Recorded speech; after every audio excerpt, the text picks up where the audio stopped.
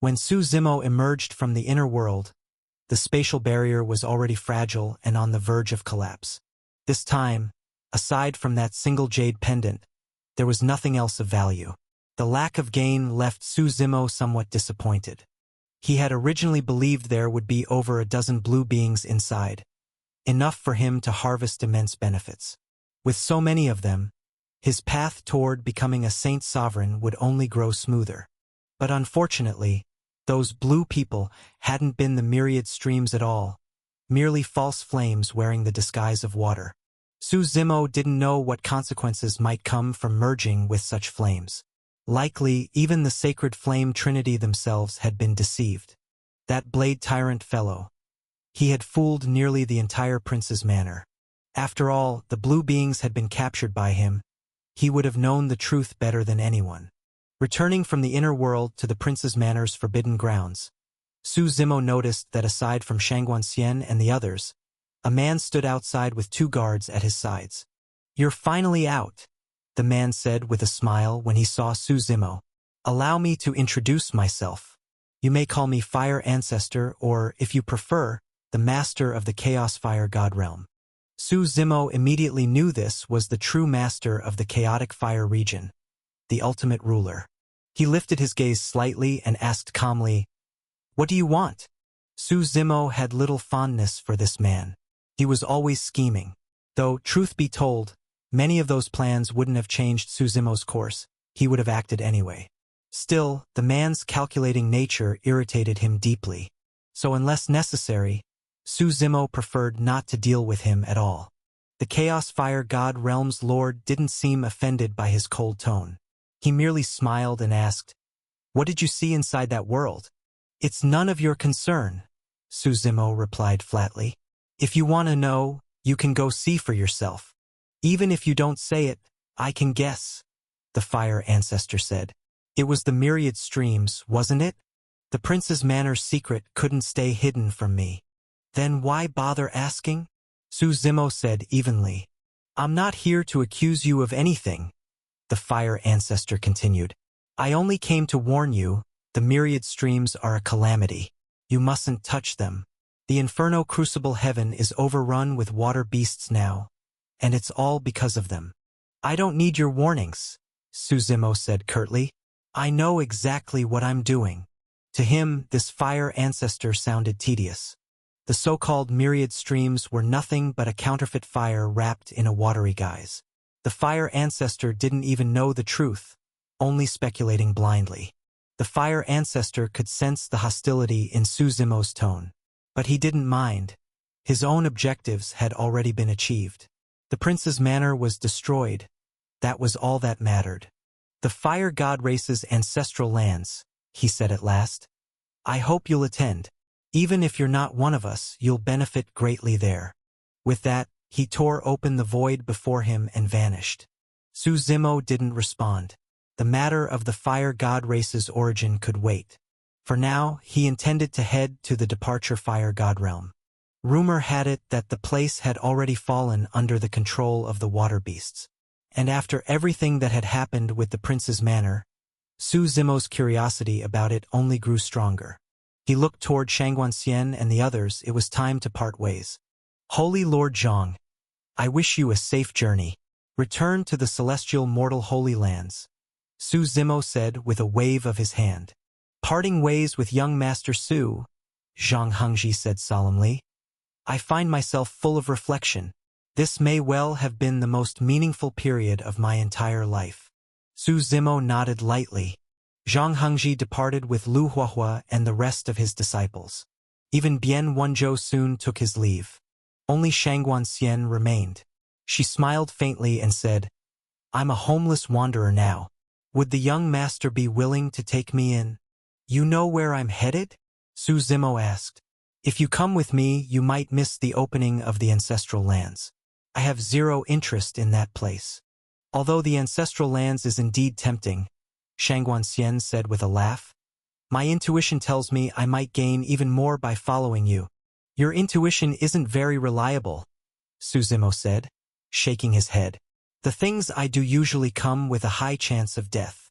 "Then I'll follow you anyway," she said lightly. You may come, Suzimo said frankly, but I won't guarantee your safety. He had no idea what awaited him in the departure fire god realm, and he had no desire to bring along someone who might slow him down. Though Shangguanxian was fairly strong, to Suzimo, she was still a burden. I understand, she said. I'll protect myself. If I die, then it's a death without regret. Suzimo nodded slightly. The two of them left the Prince's Manor's compound together. The stairs that followed them through the streets didn't bother Suzimo in the least. After all, he had just annihilated the Prince's Manor. His name would soon shake the entire Chaos Fire God realm. He was already known as the foremost talent among the younger generation. Now his fame would reach new heights. The 7 great fire god realms are connected, he mused. Is there a teleportation formation from here to the departure fire god realm? There used to be, Shangguanxian explained. But ever since the departure fire god realm was overrun by the water beasts, the chaos fire god realm severed the formations to prevent the beasts from invading through them.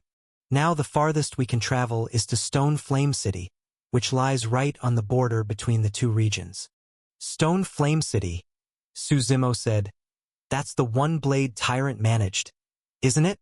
Yes, Shangguanxian nodded. But with Blade Tyrant dead, I imagine the Chaos Fire God realm will soon appoint a new city lord. Then we'll head to Stone Flame City first, Suzimo said.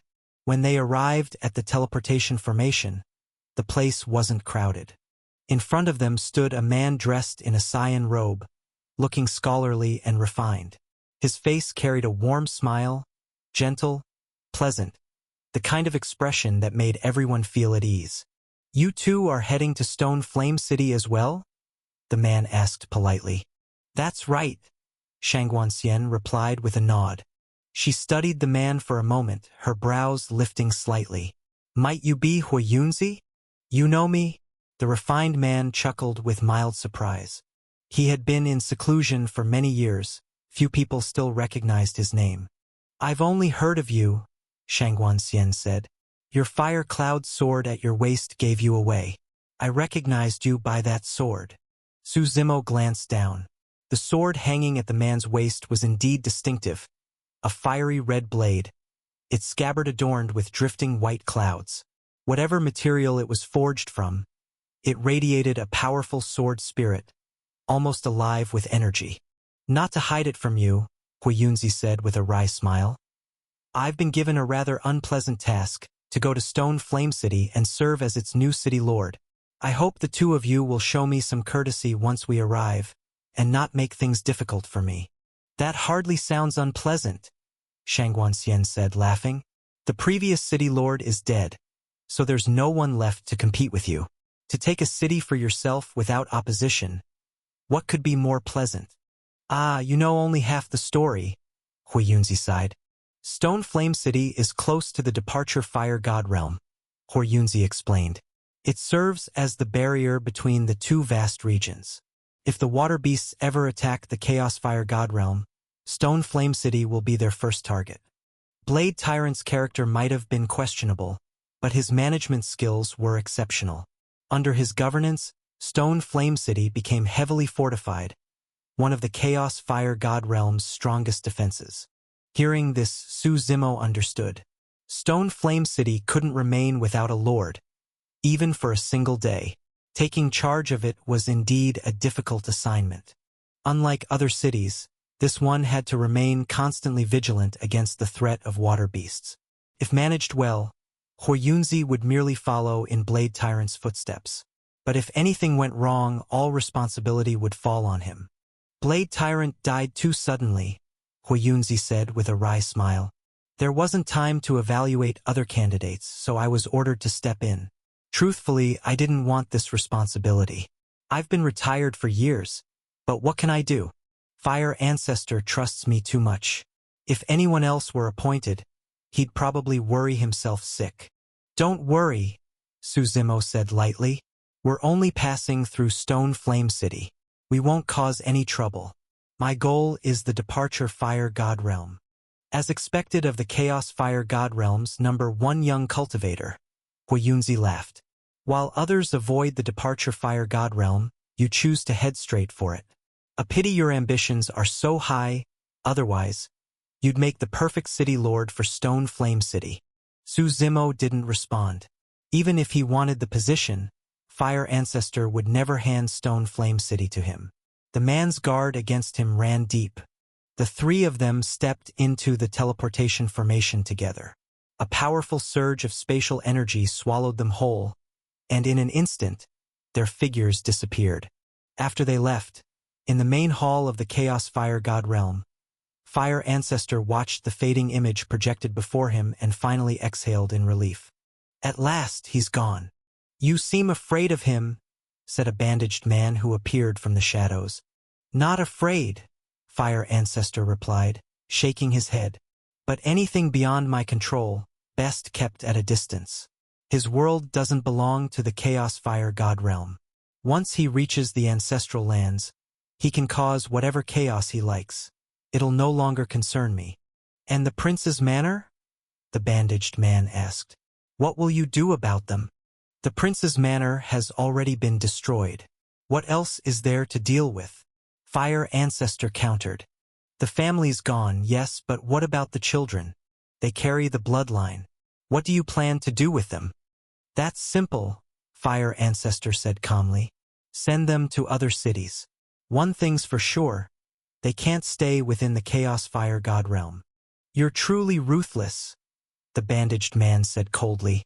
If I weren't, I wouldn't still be the overlord of the Chaos Fire God realm, Fire Ancestor replied. The strong grow stronger. I abandoned personal sentiment long ago. As long as it benefits the Chaos Fire God realm, that's all that matters. The bandaged man let out a few mocking laughs. Then his figure also faded from sight.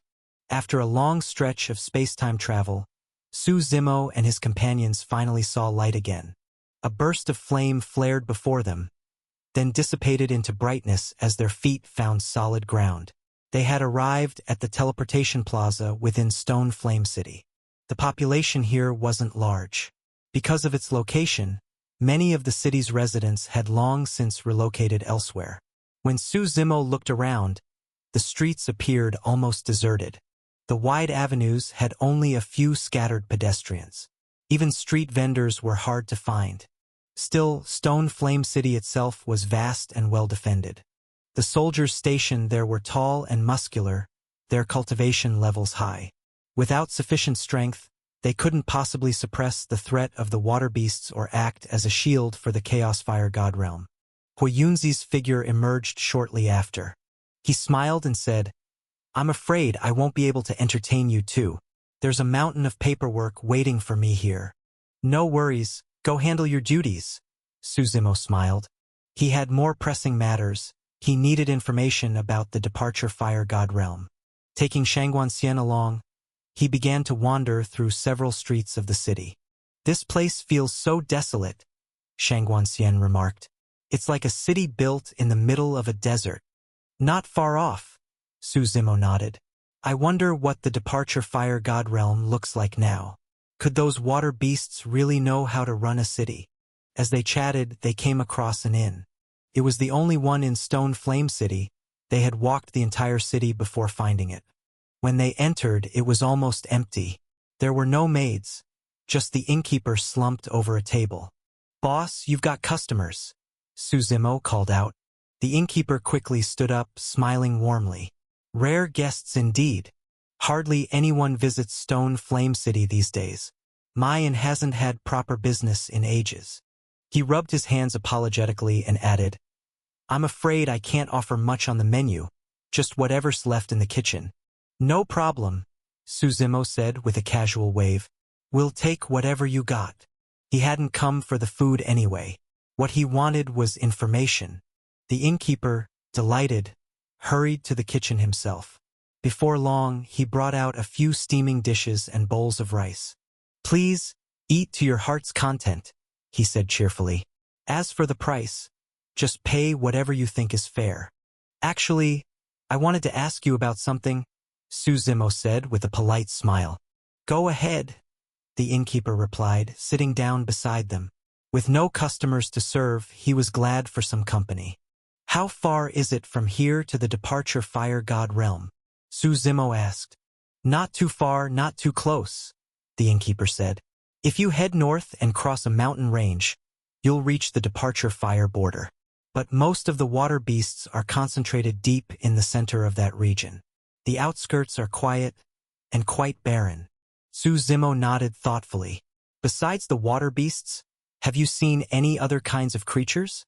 He was really asking about the blue beings. The innkeeper shook his head.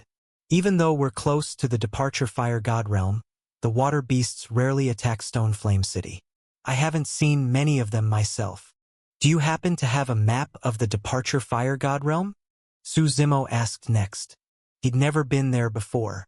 Wandering blindly would be reckless. Wait here, the innkeeper said, getting up. After rummaging around the inn for a while, he returned with a rolled-up map. Handing it to Su Zimo, he said, Before the departure fire god realm fell, maps like this were common here in Stone Flame City. When the place was overrun, people realized how valuable they were, so plenty of copies were made. It's not rare. Su Zimo accepted the map, unrolled it briefly to take a look, then put it away. He was ready to leave. Before departing, he left behind a very generous amount of spirit crystals for the innkeeper. Though the man tried to refuse, Su Zimo insisted. After all, he owed the man a favor for his help. Staring at the map of the departure fire god realm before him, Su Zimo realized that although the map wasn't particularly detailed, it still contained plenty of useful information. For example, at the border between regions, he discovered that there was actually another city between Stone Flame City and the departure fire god realm, a small city called Ocean Sage City. Though small, Ocean Sage City was said to be densely populated with hundreds of millions of people. Many of the residents who had once fled from Stone Flame City had moved there. In fact, Ocean Sage City was even stronger than Stone Flame City when it came to resisting the water beasts. If the beasts wanted to invade, the first line of defense wasn't Stone Flame City at all, it was Ocean Sage City. However, Ocean Sage City wasn't under the jurisdiction of the Chaos Fire God Realm. It was said to have once belonged to the Departure Fire God Realm, and after the Departure Fire God Realm's fall, Ocean Sage City alone managed to survive. The city's lord was considered something of a formidable figure. Though not especially powerful in cultivation, his ability to lead was remarkable. In just a few short years, Ocean Sage City had grown into a major stronghold. It was said that the city walls were triple-layered, 3 rings of stone and flame protecting the heart of the city. Even though Stone Flame City was impressive in its own right, compared to Ocean Sage City it was like comparing a novice to a master. Shangguan Xian studied the map beside him and asked, "Are we going to Ocean Sage City?" "Yes," Su Zimo nodded. "Wherever the water beasts are, that's where I want to go. Ideally, I'd like to find the one pulling their strings." "The one behind them?" Shangguan Xian blinked in surprise. She had never been to the inner world and knew nothing of the blue people. Su Zimo figured that since she was now following him, there was no harm in telling her. "These water beasts aren't truly living beings," he said. "They were created." "Created? You're joking, right?" Shangguan Xian said, shocked. "Are you telling me the destruction of the Departure Fire God Realm was part of someone's conspiracy?" "I'm not entirely sure myself," Su Zimo replied with a faint smile. "That's why I'm chasing the truth." "And what's your goal in all this?" she pressed. "After you uncover the truth, then what? Don't tell me you're doing this to help our fire god race." Shangguan Xian was of the fire god race, while Su Zimo was human. In the Inferno Crucible Heaven, the fire god race ruled supreme, and humans lived harshly under their dominance. From her perspective, it made no sense that a human would risk so much for the fire god race's sake. "What? Can't a guy have a kind heart?" Su Zimo grinned. "Maybe I just want to save the Inferno Crucible Heaven kind and innocent people. Ever think of that? Kind heart? You?" Shangguan Xian scoffed. "If someone like you has a heart of gold, then there's no such thing as a bad person in this world. The high heaven are far more cruel than I'll ever be."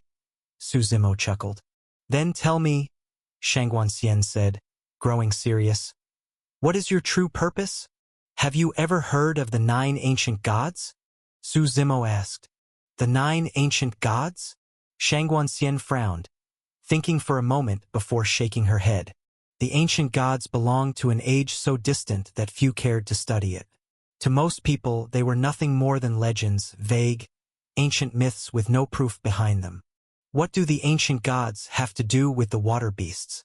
You think they're behind all this? She asked. I don't know, Su Zimo shrugged. Like I said, I'm still searching for the truth. If you really want answers, keep walking with me, you'll find them in time. All right, she said at last. Then I'll follow you. By now, the sky had darkened. Su Zimo and Shang Guanxian decided not to travel any further for the night. Who knew what dangers lurked beyond? They found an inn nearby to rest until morning. Meanwhile, in the city lord's mansion of Stone Flame City, Huo Yunzi's arrival had caused quite a stir. Practically everyone of importance in the city, from generals to ministers, had assembled. The city's general, Wang Yuehai, was a loud and brash man. Before he even stepped into the hall, his booming voice could already be heard. I heard Brother Blade Tyrant was killed, so who's taking his place? He shouted as he strode in. When his eyes fell upon Huo Yunzi seated on the main dais, his expression hardened, his tone turning aggressive. And who are you supposed to be? The Chaos Fire God Realm sent you here as the new city lord. You can call me Huo Yunzi, the man said pleasantly, still smiling. He didn't seem bothered at all by Wang Yuehai's hostility. His face remained calm, his manner approachable, kind, even. What right do you have to be our city lord? Wang Yuehai barked. Do you even know how much blood we shed to defend this city? You think you can just walk in here and take charge? Wang Yuehai's voice boomed through the hall, full of anger and resentment. He and Blade Tyrant had been sworn brothers, comrades who had fought and bled together. In his mind, once Blade Tyrant was promoted to the Chaos Fire God Realm, the position of City Lord would naturally fall to him.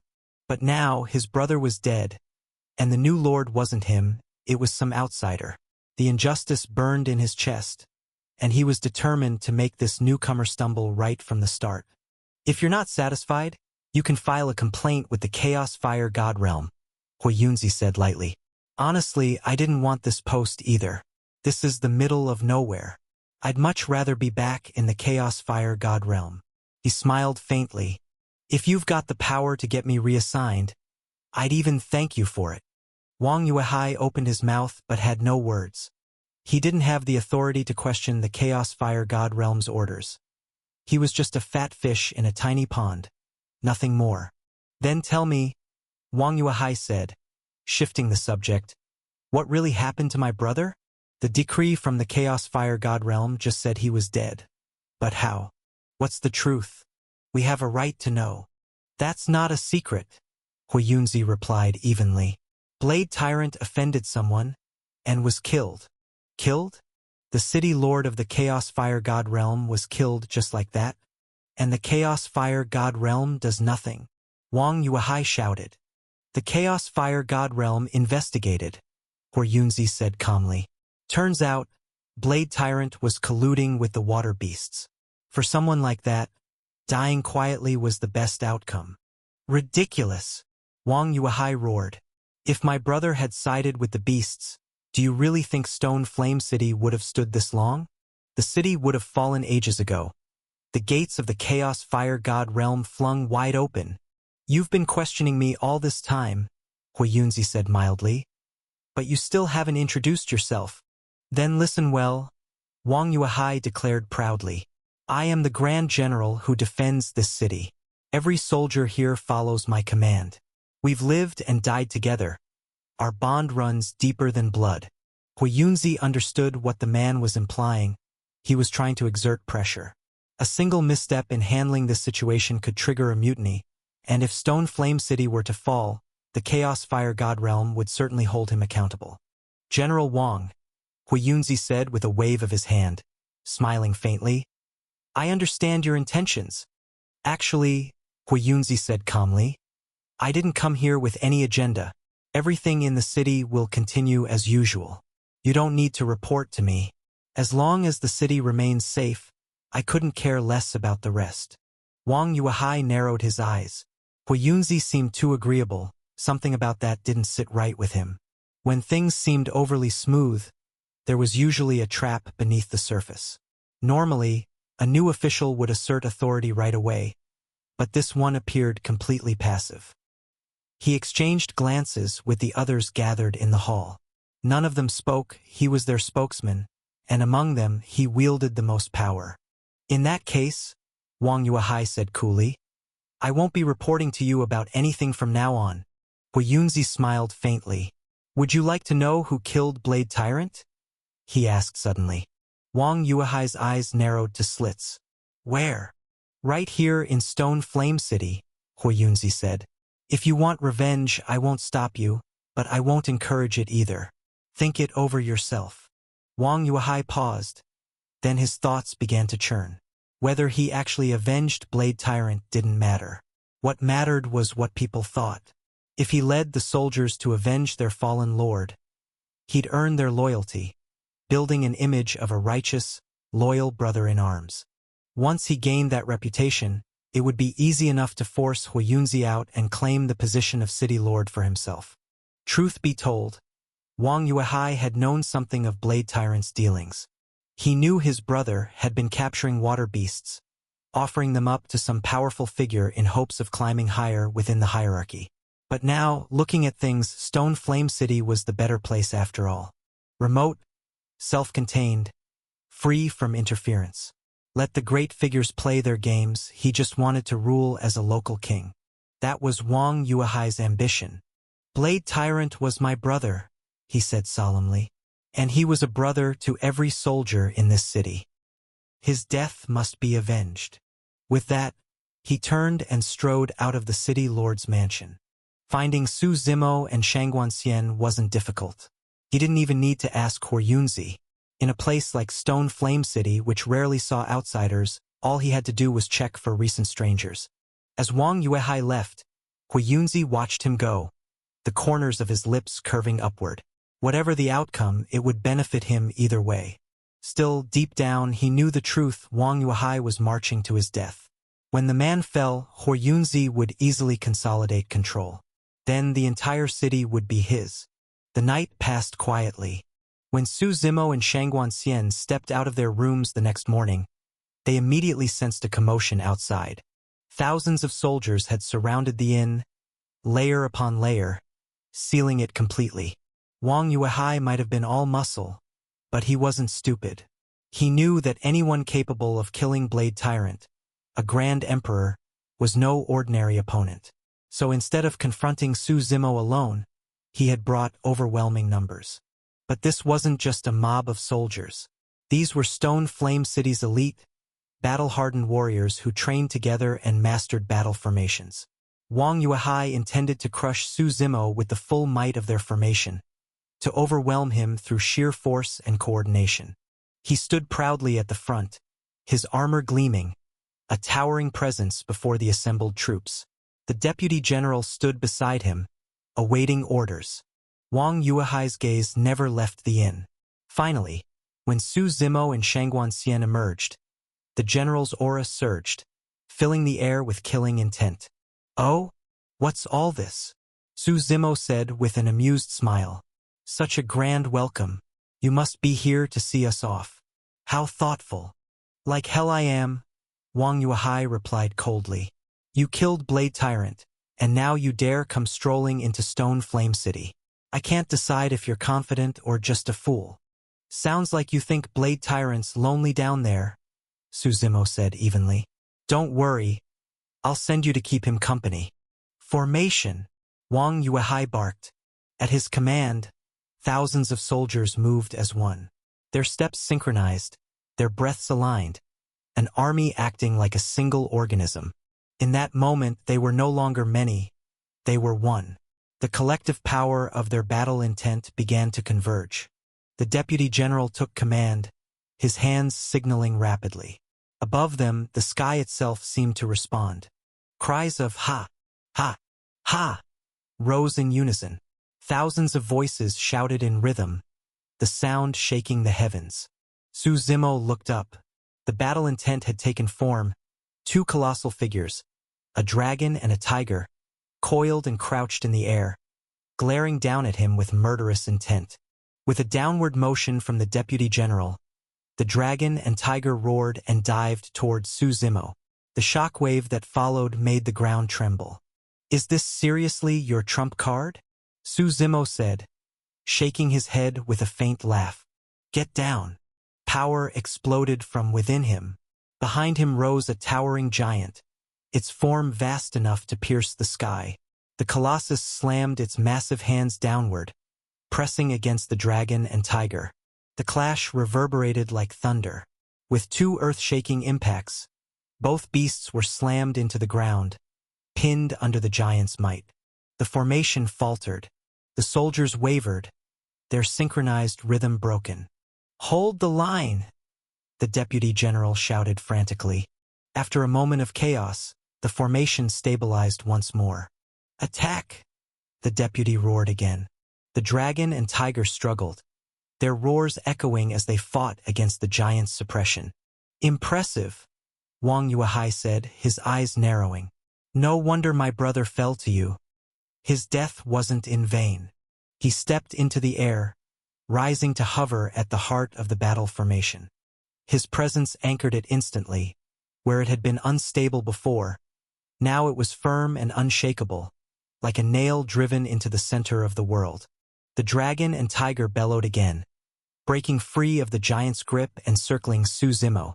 A single sweep of the dragon's tail smashed the inn behind them to rubble. Under Wang Yuehai's control, the two beasts moved with strategy now, attacking in concert, pressing Su Zimo from all sides. At this point, the dragon's aura had grown so immense it nearly surpassed that of a grand emperor, though still short of a saint sovereign. "This formation has slain many grand emperors," Wang Yuehai said confidently. "Today will be no exception." "Then tell me," Su Zimo said softly, "what if your opponent isn't a grand emperor?" "What?" Wang Yuehai frowned.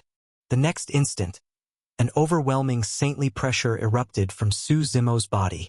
The dragon and tiger were blasted backward, slamming into the ground. He stood tall, eyes dark with surging demonic power, his presence like that of an awakened god of war. Even surrounded by thousands of his own soldiers, Wang Yuehai felt a chill crawl up his spine.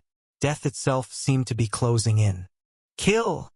he roared, desperate to fight off the fear that had seized his heart. His eyes burned with wild determination.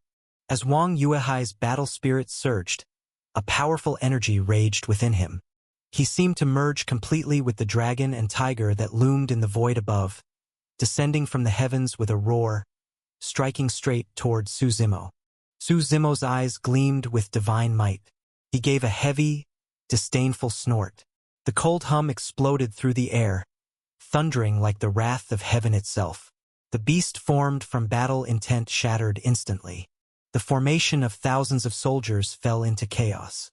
Some spat blood and died on the spot, while others turned pale, struggling to stay on their feet. Wang Yuehai, taking the brunt of the blast, was sent flying backward, blood gushing from his mouth. "Huiyunzi, you tricked me!" Wang Yuehai roared in fury, his voice trembling. Had he known his opponent was this strong, he would never have come seeking revenge. He would have run as far away as possible. But now was not the time to complain, or to hunt down Huiyunzi for vengeance. Turning to the few thousand soldiers behind him, he barked, "Hold them off for me. I'm going to get reinforcements." With that, he turned and fled without looking back. He didn't head for the city lord's mansion, though. With Su Zimo's power at the level of a saint sovereign, no one in the entire Stone Flame City could possibly be his match. Going for help now would be the dumbest move imaginable. Instead, Wang Yuehai planned to escape the city and flee. With the terrain there, he might be able to lose Su Zimo. Watching Wang Yuehai's retreating figure, Su Zimo showed no urgency. His divine sense spread outward for tens of millions of miles. There was no way his prey could escape. He turned his gaze toward the soldiers below, fear written all over their faces, and said with a calm smile, Your general has already run away. What now? Do you still want to fight me? The general went to get reinforcements. Hold the line, shouted a deputy general nearby. At this moment, they couldn't afford to let morale crumble. Once it did, the battle was already lost. It seems you're determined to die here, Suzimo said, smiling faintly. Very well, I'll grant your wish. He lifted his blade, Shadow Tyrant, as endless waves of killing intent surged from it. Stepping into the air, he drew upon the storming force of his blade will. He swung 3 times in rapid succession. Each strike thundered like the heavens collapsing, splitting the very world apart. 3 waves of roaring blade intent descended into the ranks of the soldiers below. In an instant, countless figures were torn apart. Screams and cries of terror filled the entirety of Stone Flame City. Suzimo's eyes remained calm as he watched. Finally, when the storm ceased and silence fell once more, he looked down. Below lay the mangled corpses of thousands, the stench of blood thick in the air. Suzimo gave them no further thought. Such was the fate of those who stood in his way. His gaze pierced through layers of void, fixing upon Wang Yuehai, who was fleeing beyond the city walls. He stepped forward once. The air beneath his foot tore apart, and he instantly appeared outside the city. At that very moment, Wang Yuehai had just made it past the gate, only to find Suzimo already blocking his path. Wang Yuehai trembled violently. My soldiers, all of them, you killed them? He asked in disbelief. After you die, do you really think you'll have the face to meet them again? Suzimo replied with a faint smile. You are a demon. You're not human. Wang Yuehai shouted in terror and turned to flee once more. But Suzimo's blade came down in an instant, slicing through both his legs. Wang Yuehai fell to the ground, terror filling his eyes as Suzimo walked slowly toward him. He swallowed hard. Part of him wanted to beg for mercy, but he knew it was pointless now. I admit defeat, Wang Yuehai said hoarsely. The victor is king, the loser dies. Just kill me already. But I curse that Huiyunzi. I hate him most of all. He lured me here to die. Huiyunzi. Suzimo narrowed his eyes. Yes, he's the one who told me where to find you, that you were in Stone Flame City. Otherwise, I'd never have come looking for revenge, Wang Yuehai said angrily. He hid your true strength from me, never mentioned you were a saint sovereign. Damn him. How interesting, Suzimo murmured with a faint smile.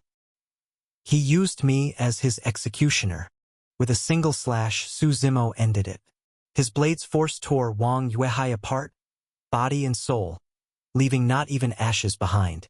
Then Suzimo turned back toward Stone Flame City and swung his blade once more, toward the heavenly citadel above.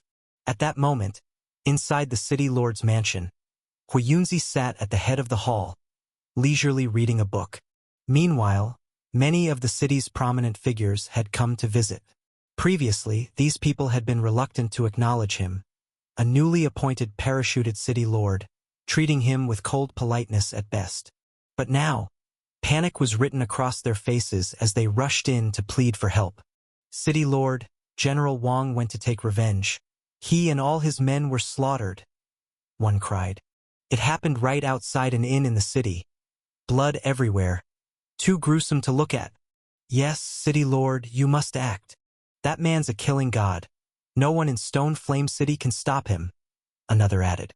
And where is Wang Yuehai now? Huiyunzi asked calmly. He escaped the city, but we don't know what happened after. None of us dared follow. What if he turned on us next? One of the men sighed. Should we report this to the Chaos Fire God realm? Another asked nervously. Wang Yuehai was a fool, Huiyunzi said, feigning irritation. He insisted on seeking revenge, and now he's dragged the whole city into his mess. What should we do, City Lord? Someone asked. Don't worry, Huiyunzi said smoothly. That man and I share a bit of history.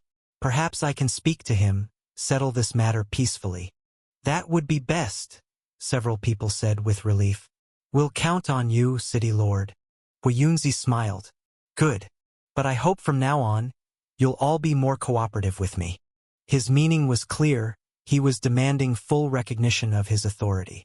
The crowd understood immediately and began pledging their allegiance. Rest assured, City Lord Hua, from now on we'll follow your lead. Yes, yes, the former City Lord Blade Tyrant is history. From this day forward, Stone Flame City has only one ruler, you. Huiyunzi nodded with a satisfied smile.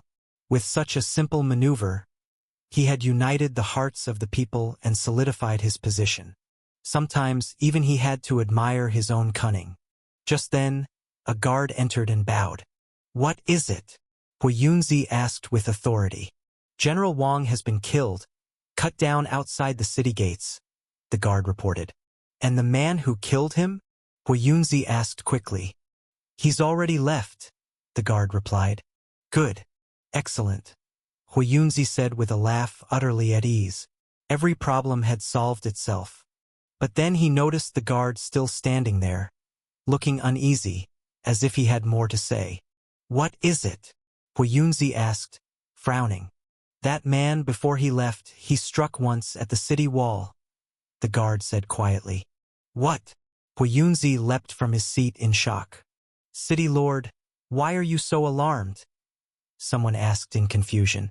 If he wanted to strike, let him strike. Our city walls have been reinforced 4 or 5 times over. Back then, even the water beast army couldn't break through an inch. Why should we fear a single slash? That's right, another added. As long as he leaves afterward, we'll be safe. Huiyunzi sighed deeply as he looked at their relieved faces. A bunch of fools, he thought. You know nothing, Huiyunzi replied coldly. That man's strength is far greater than the water beasts. He turned to the guard. He struck once, and then? Then he left, the guard replied. He just struck a single blow and left? Huiyunzi frowned.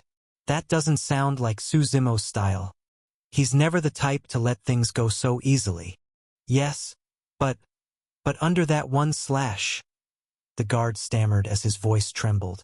The entire 10-million-mile wall of Stone Flame City collapsed. Over half the city's buildings were destroyed. Stone Flame City is completely defenseless now.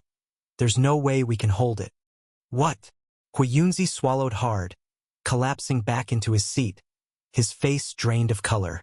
The calm strategist from moments ago had vanished completely. Stone Flame City had stood as the bulwark of the Chaos Fire God realm for 2 reasons. First was its powerful military. Its soldiers were unmatched in strength and number. But now that force lay in ruins. Thousands had perished in a single battle formation. Their strength was gutted in an instant. The second reason was the city wall itself. Like an unbreakable fortress, it had been reinforced generation after generation, eventually reaching its legendary state. Not even a sea of water beasts could breach it. But now Su Zimo had shattered it with one strike. The entire wall, stretching for thousands of miles, fell apart like a broken dam. If the water beasts attacked again, Stone Flame City, bare and exposed, would have no defense. No soldiers, no wall. It was a death sentence for the city. Huiyunzi sat in silence for a long time before finally asking, how long would it take to rebuild the wall? This your subordinate doesn't know, the guard replied, shaking his head. Huiyunzi let out a long, weary sigh. This was beyond his ability to handle. He'd have to report it to the Chaos Fire God realm. That guy truly has a temper, he thought bitterly. I only used him a little, and he destroyed the very foundation of Stone Flame City. No matter how this turned out, he would have to bear the responsibility. Meanwhile, on the other side, Su Zimo and Shangguanxian had already left Stone Flame City, heading north. Following the map the innkeeper had given them, their destination was naturally Ocean Sage City, the massive fortress that faced the water beasts directly across from Stone Flame City. Aren't you afraid that what you did will truly offend the Chaos Fire God realm? Shangguanxian asked as they walked. You should be asking whether the Chaos Fire God realm is afraid of offending me, Su Zimo said with a faint smile. After traveling for some time, they finally saw a vast city rising before them, looming like a beast upon the horizon. From afar, the city indeed resembled a gigantic monster, but Su Zimo couldn't recognize what kind. It was surrounded on all sides by the sea, the immense waters crashing endlessly around its walls. Centered around this massive ocean, its surroundings were impenetrable. Not even the water beasts could easily cross it. Without the ability to walk the air, no one could reach the city at all. Su Zimo quickly understood why Ocean Sage City had managed to stand unbroken under countless attacks from the water beast hordes. The secret lay in the surrounding waters. The so-called water beasts were, in truth, creatures cloaked in flames disguised as water, just like the blue-skinned beings Su Zimo had once slain. They feared real water. It was their natural bane. With such a vast sea protecting it, how many water beasts would it take to conquer this place? Even Su Zimo couldn't help but admire the wisdom of the city's founder, the one who had drawn the sea currents here and built Ocean Sage City in its midst. That kind of foresight was rare indeed. Even Su Zimo himself had only realized the weakness of these false water beasts thanks to the Blue Men's reminder back on the God world. Let's go. I'm becoming more curious about this Ocean Sage City, Su Zimo said. I just wonder if they'll even let outsiders in, Shang Guanxian replied. We'll find out soon enough, Su Zimo said with a smile. They arrived at the seashore that stretched before the city's gates, where guards stood watch. When the guards saw Su Zimo and Shang Guanxian approach, they didn't seem surprised. It wasn't uncommon for wanderers to come seeking refuge in Ocean Sage City. After all, the city had started as one of the smallest in the region. Its current greatness was owed entirely to the wisdom of its lord. Are you two here to pledge allegiance to Ocean Sage City? One of the guards on the left asked. I've heard much about your city and came to see it for myself, Su Zimo said with an easy smile. You may enter, said the guard on the right. But there is one rule. You must swim across this stretch of sea. It's our method of screening for water beast infiltrators. Consider it a test for entry. If you're willing, you may proceed. If not, you may leave freely. Su Zimo understood immediately.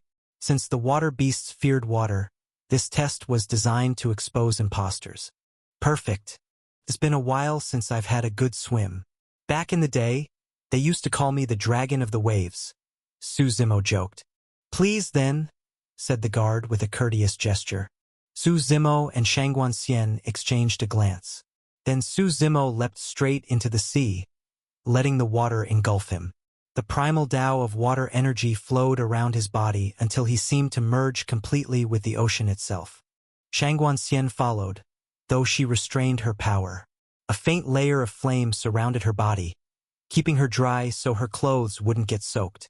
The two moved swiftly through the surging waves. The sea roared and churned, waves crashing with a force like thunder, as if an unseen tsunami raged within. After more than 10 minutes, they finally emerged on the opposite shore, standing before Ocean Sage City's true gate. The wall here was so massive it made them feel small in comparison, even grander and sturdier than Stone Flame cities had been. The city gate was built of black obsidian, flanked by 2 guards in dark armor, vigilant and unwavering. When Su Zimo and Shang Guanxian approached, the guards didn't stop them. The moment they entered Ocean Sage City, the difference was obvious. Stone Flame City had been desolate, a lonely outpost in the desert. But Ocean Sage City, this was paradise. The air was humid, the temperature mild, a land of eternal spring. Winters were warm, summers cool. The city bustled with life and prosperity. For a moment, both of them stood there in awe. Who would have thought, Shang Guanxian said with a smile, that within the inferno crucible heaven plagued by water beasts, such a peaceful haven could exist? Su Zimo looked up toward the distance. It looks lively over there, he said. Let's go take a look. Shang Guanxian nodded slightly, and the two of them followed the crowd toward the bustling square ahead. This is the only daughter of Dragon Lord, the city lord, holding a martial tournament to choose her husband. I wonder who'll win the title, someone said excitedly. I heard the young elites of the Wang, Lu, and Zhuo imperial clans have all been preparing for this for a long time, another added. Wait, isn't that Wang imperial clan guy more than 10 years older than the city lord's daughter? Why is he even taking part? You don't get it, A man nearby chuckled. Who knows, maybe she likes older men. Either way, whoever becomes Dragon Lord's son-in-law will have a high seat indeed. I also heard that the Dragon Princess has become the disciple of a Saint Sovereign, someone whispered. That's right. She's the very first Saint Sovereign of Ocean Sage City. With a Saint Sovereign here, we'll never have to fear the water beasts again, another said in relief. In strategy, we have Dragon Lord, someone reasoned. In strength, we now have a Saint Sovereign. It's a blessing we came to Ocean Sage City. If you ask me, the surrounding cities are all doomed, but our Ocean Sage City will only grow stronger. The chatter filled the air, gossip about the tournament, the city's rise and fall, and even the fate of the realm. These onlookers really thought of themselves as patriots. But Su Zimo knew, if a real disaster struck, if the water beasts attacked again, these same people would be the first to run. Go ask around and see what's going on, Su Zimo said to Shang Guanxian. Why don't you ask yourself? She replied. You're prettier, he said with a grin. They'll talk to you more willingly. It's called using your charms. That joke isn't funny, Shang Guanxian said, rolling her eyes, but she still went.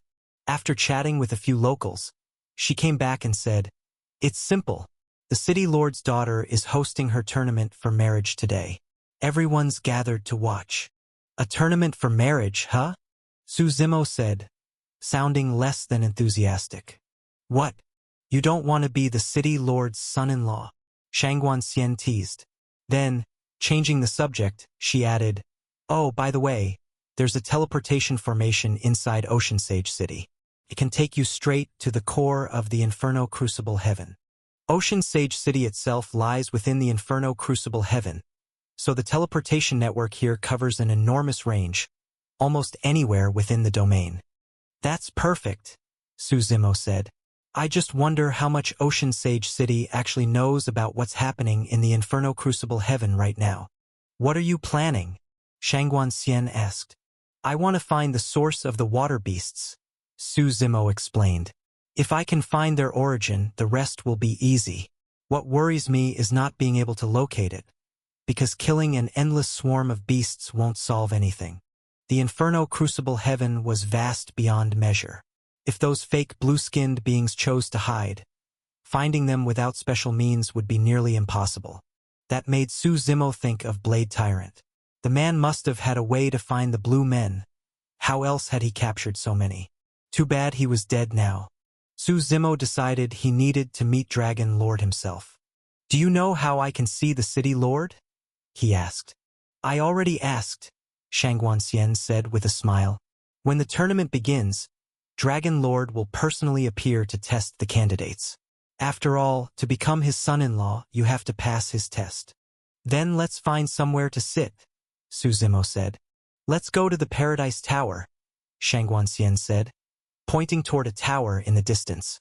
They say when the tournament starts, both Dragon Lord and the Violet Mist Saint Sovereign will be there. Huh? What did you say? Su Zimo asked, startled. Dragon Lord, Shang Guanxian replied, puzzled.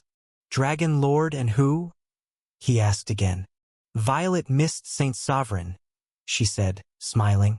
I forgot to mention, Violet Mist Saint Sovereign is Ocean Sage City's only Saint Sovereign. He arrived here not long ago, invited personally by the city lord, and may stay for a while. Ocean Sage City is strong, but Dragon Lord himself is only at the Grand Emperor realm. With Violet Mist Saint Sovereign's arrival, the city's fame has skyrocketed. People even speak of the two in the same breath now. If they knew you were also a Saint Sovereign, she added playfully, they'd probably be thrilled to meet you. Violet Mist Saint Sovereign, Su Zimo repeated with a quiet smile. So fate really does bring people together. When he'd left God-fiend Abyss Heaven, unstable teleportation had scattered him, Violet Mist Saint Sovereign, and Moonlight Fairy to different locations. Back then, both had sworn to follow him. And now, to think they would meet again here, it amused him greatly.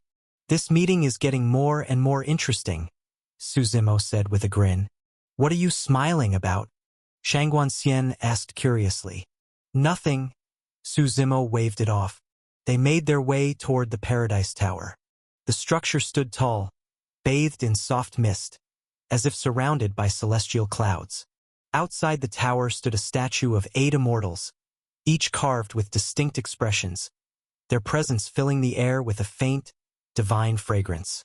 Paradise Tower had 16 stories, each decorated differently, each more refined than the last. But when the two tried to enter, they were stopped at the door. "My apologies, sirs," said the maid politely. "Today the Paradise Tower isn't open to just anyone. Too many people want to see the city lord because of the tournament, so we had to set some rules." Su Zimo and Shang Guanxian weren't the only ones waiting. A crowd of would-be visitors gathered at the entrance. "What rules? Spit it out," someone shouted impatiently. The maid smiled and pointed at the statues. "You see those 8 immortals at the gate? They are the ancestors of our Paradise Tower. Only those who are acknowledged by the 8 immortals may enter." "How do we earn that acknowledgement?" another person asked. "Do you see that stone beside the statues?" the maid said. "Place your hand upon it. If the stone glows, you've been recognized. If not, you're denied." People immediately rushed to try it. The stone was made of flawless white jade, smooth and pure, without a single blemish or crack. One man pressed his hand against it, but nothing happened. "Next," the maid said simply. One after another, more than a dozen people tried, but none succeeded. Just as the crowd began muttering that the maid was probably scamming them, the white jade suddenly lit up. A gentle radiance poured from it like a lantern's glow. Everyone froze in surprise. "You try," Su Zimo said to Shang Guanxian. She nodded and stepped forward, placing her hand on the stone. A low hum filled the air, "Wong," and the light grew even brighter. The light in Shang Guanxian's hand was even brighter than the man's before her, blinding, like a small sun. Brilliant rays burst out in every direction, illuminating the entire area around the Paradise Tower. "My eyes!" someone cried out, covering their face. "This young lady is remarkable. She may enter the Paradise Tower freely," the maid said with a smile. His tone toward Shang Guanxian was clearly much warmer now. "What's going on?" someone in the crowd asked. "You think just lighting the jade stone is enough?" the maid explained. "That's only the first step. The stronger the light, the greater the person's talent." "I see." Someone nodded in understanding, while others looked miserable. Some couldn't even get the stone to flicker, let alone shine. More and more people lined up to try their luck. Meanwhile, Shang Guanxian walked back toward Su Zimo. "How was it?" Su Zimo asked. "There's a power inside that seems to scan my body," she said. "But it doesn't feel hostile. So it's basically a talent testing stone." Su Zimo nodded. "This lady, how should I address you?" someone nearby said, clearly trying to get close to her. Shang Guanxian smiled faintly but ignored him. "Miss, let's get acquainted. I'm the young master of the Zhu clan. My family has some influence in Ocean Sage City." The man persisted. "All right, enough," Su Zimo said, waving dismissively. "You're just making yourself look like a simp. Who the hell do you think you are?" the man snapped. "I'm talking to this lady. What business is it of yours?" Before his words had even faded, his body was suddenly hurled backward as if struck by an invisible hammer. He crashed to the ground, heavily wounded and unable to move. He probably never expected Su Zimo to strike without hesitation, and almost kill him in a single blow. The entire crowd froze in shock. When Su Zimo stepped forward to touch the jade stone, no one dared to compete with him. In fact, people hurried to step aside. As he placed his hand on the stone, everyone held their breath, some out of curiosity, others hoping to see him fail. First, nothing happened. "I thought he was supposed to be powerful," someone muttered smugly. "Looks like he's no different from the rest of us. Just another talentless fool." But a moment later, it seemed as if even the jade stone itself needed time to process what it had just sensed. Then, suddenly, a burst of overwhelming light exploded from its surface, so bright that no one could look directly at it. The radiance was even more brilliant than the sun in the sky. Su Zimo chuckled softly. On the jade's smooth surface, cracks began to form, fine at first, then widening, deepening, spreading until they couldn't be contained. With a loud crack, the white jade shattered into countless pieces. The crowd stood stunned. How could that happen? Someone whispered. Others stared at Su Zimo in shock, realizing they were witnessing something extraordinary. Even the maid's expression changed. Swallowing hard, he forced a polite smile and said, "Honored guest, the Paradise Tower has 16 floors. You may enter any of them freely. Whatever you desire, we will provide. Your jade stone can't handle much testing, can it?" Su Zimo said lightly. "In the eyes of a distinguished guest like you, of course it's nothing," the maid said quickly, still smiling. "Let's go in," Su Zimo said, waving for Shangguanxian to follow him. As soon as they stepped inside, the world seemed to change. The tower contained its own vast, self-contained space, grand and magnificent. Each of its 16 floors was unique. On the first level, there was a lake surrounded by towers, eternal spring blooming in the air, pleasant warmth filling every breeze. Higher up, some levels were designed specifically for the fire tribe, filled with blazing heat and molten energy. Su Zimo and Shangguanxian ascended all the way to the 16th floor, the very top of the Paradise Tower. It was a mountain peak in itself. Standing there, they could overlook the entire city of Oceansage. Every street, every structure stretched out below them. Even the martial arena for the tournament was clearly visible, as though it were right before their eyes. This wasn't a mere projection. The tower used spatial folding techniques to bring distant scenes within sight. "This Paradise Tower is quite something," Su Zimo said, smiling as he found a seat. There were plenty of chairs, clearly prepared for spectators. For a city as small as Oceansage, the sight was impressive indeed. "I heard Paradise Tower isn't just in Oceansage," Shangguanxian said with a laugh. "There are branches of it all across the 7 god realms of the Inferno Crucible Heaven. The one we're in now is probably just one of those branches." "You seem to know a lot," Su Zimo teased. "When we came in, there was a wall covered with the tower's history," she said, amused. "Even if I didn't want to know, I couldn't help reading it." "It seems Dragon Lord hasn't arrived yet," Su Zimo said. "Let's rest a bit." The two sat down, watching the tournament below as it roared with excitement. Combatants had already taken to the stage, weapons flashing and cheers rising like waves. From his elevated vantage point, Su Zimo watched quietly. The bustling scene below looked almost poetic in its chaos, a reflection of the world's countless lives. Every person had their own desires, their own definition of contentment. Some might envy him, a saint sovereign, a being who stood above the world. But from where he stood, high above the mortal dust, he could see that the simple joys of ordinary life had their own quiet beauty. Still, there were things far beyond his power to step away from now. He shook his head with a faint smile. Just then, Shangguanxian tugged gently at his sleeve, signaling that someone was approaching. Su Zimo looked up. Led by a maid from the tower, a group of people with an unmistakable air of authority entered. Their presence alone was enough to draw attention. The aura surrounding them was powerful and disciplined. At the center walked a man with a straight back and firm stride, each step exuding confidence and strength. The others moved around him respectfully, clearly treating him as their leader. "That must be Dragon Lord, the City Lord?" Su Zimo asked. "Looks like it," Shangguanxian nodded. "Are you going to greet him?" "No need," Su Zimo said with a smile. "I'd rather wait for him to greet me." Shangguanxian chuckled. "He doesn't even know who you are. Why would he come over to you?" "Just wait," Su Zimo said, his gaze following the group. "By the way, where's Violet Mist Saint Sovereign? I don't see him." "He's probably behind them," Shangguanxian replied. "A marriage tournament like this probably doesn't interest someone of his level."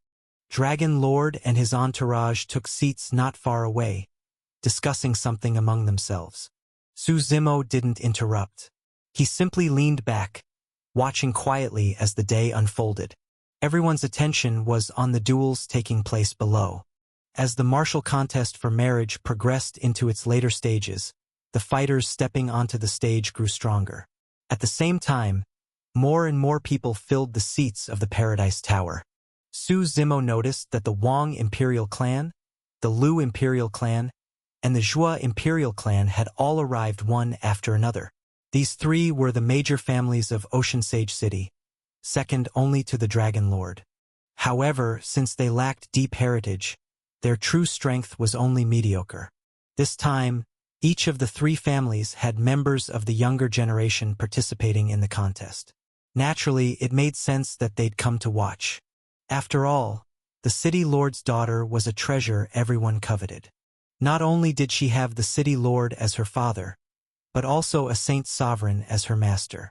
In all of Ocean Sage City, no one could compete with her background. So, everyone shared the same thought: if you can't beat her, join her. Whoever won the contest would marry into immense power. Who do you think will win that fight? Shangguan Xian asked, clearly bored. The guy in yellow, Su Zimo said casually.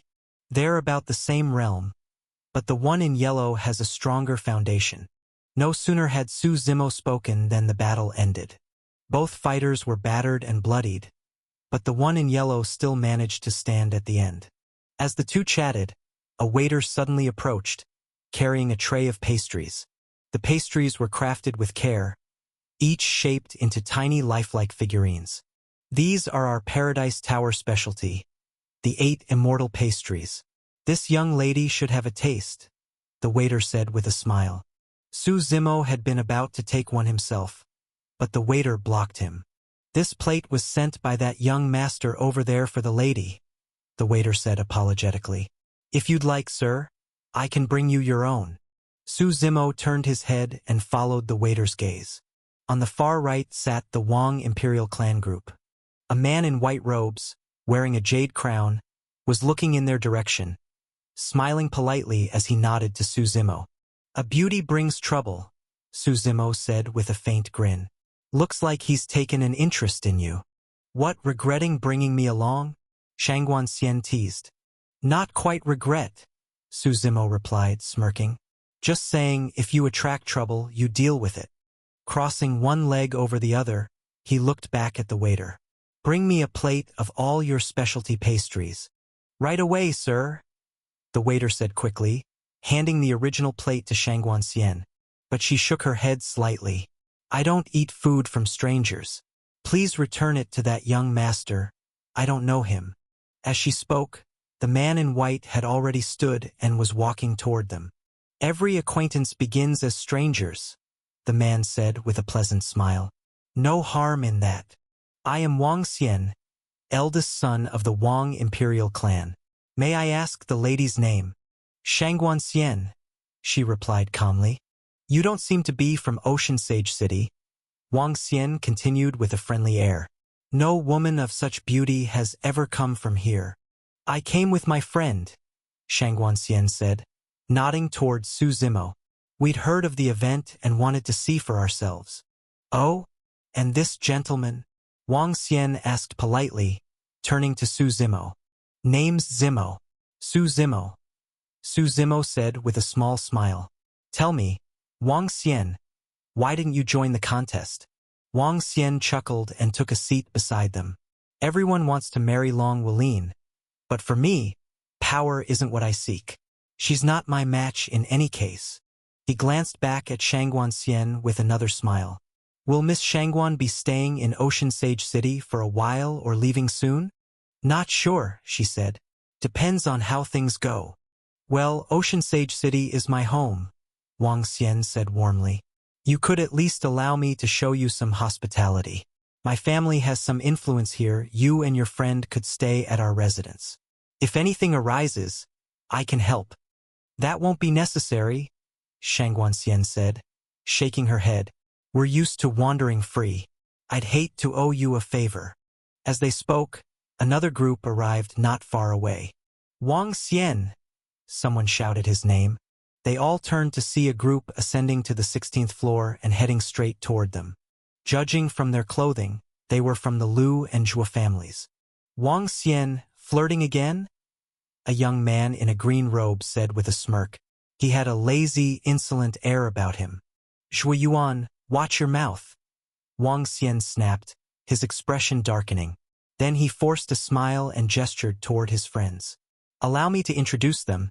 Zhuo Yuan of the Zhua Imperial clan, and Lu Ming of the Lu Imperial clan. He didn't bother introducing the others trailing behind them. Clearly, they weren't important. Shangguan Xian gave a polite nod as acknowledgement. Wang Xian, looks like she already has a lover, Zhuo Yuan said mockingly, glancing at Su Zimo. If you can't speak properly, shut up, Wang Xian said sharply.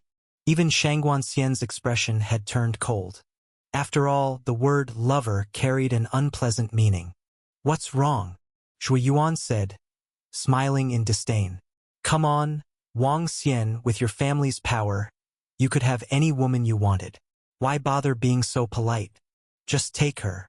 At that, before Wang Xian could even respond, Shangguan Xian's voice cut through the air, icy and clear. Do you know how annoying you are just standing there? You make me sick. You're like a mangy dog, unwanted, yet still wagging your tail. Little girl, Zhuo Yuan sneered, his eyes narrowing, the air around him beginning to stir with menace. Don't think that because Wang Xian is here, I won't touch you. He can't protect you. I'm not close to him, Shangguan Xian said evenly. But if you keep running that filthy mouth, I won't hesitate to cut you into pieces. Her tone was calm, but the threat was real. Zhuo Yuan laughed instead. Hear that, Wang Xian? She says she's not close to you, so you can't interfere. He waved his hand, and several Zhua Imperial clan retainers immediately surrounded Shangguan Xian. Watch closely, Zhuo Yuan said with a sneer. I'll show you how to tame this girl. Take her down. Zhuo Yuan had been one of the participants in the martial contest but had lost earlier. Now his frustration found a new target. As the retainers closed in, Shangguan Xian let out a cold snort. A spark flared in her palm, the divine flame of the immortal spirit. In the blink of an eye, it erupted outward from her body. A wave of fire swept across the area, blasting the retainers away in all directions. Zhuo Yuan was startled as well. He hadn't expected Shangguan Xian's strength to be so overwhelming. Shangguan Xian turned around, her hand blazing with immortal spirit fire, and struck toward Zhuo Yuan. The flames burned through the void. The white spiritual fire looked like strands of divine mist drifting through the air. Zhuo Yuan's figure retreated rapidly.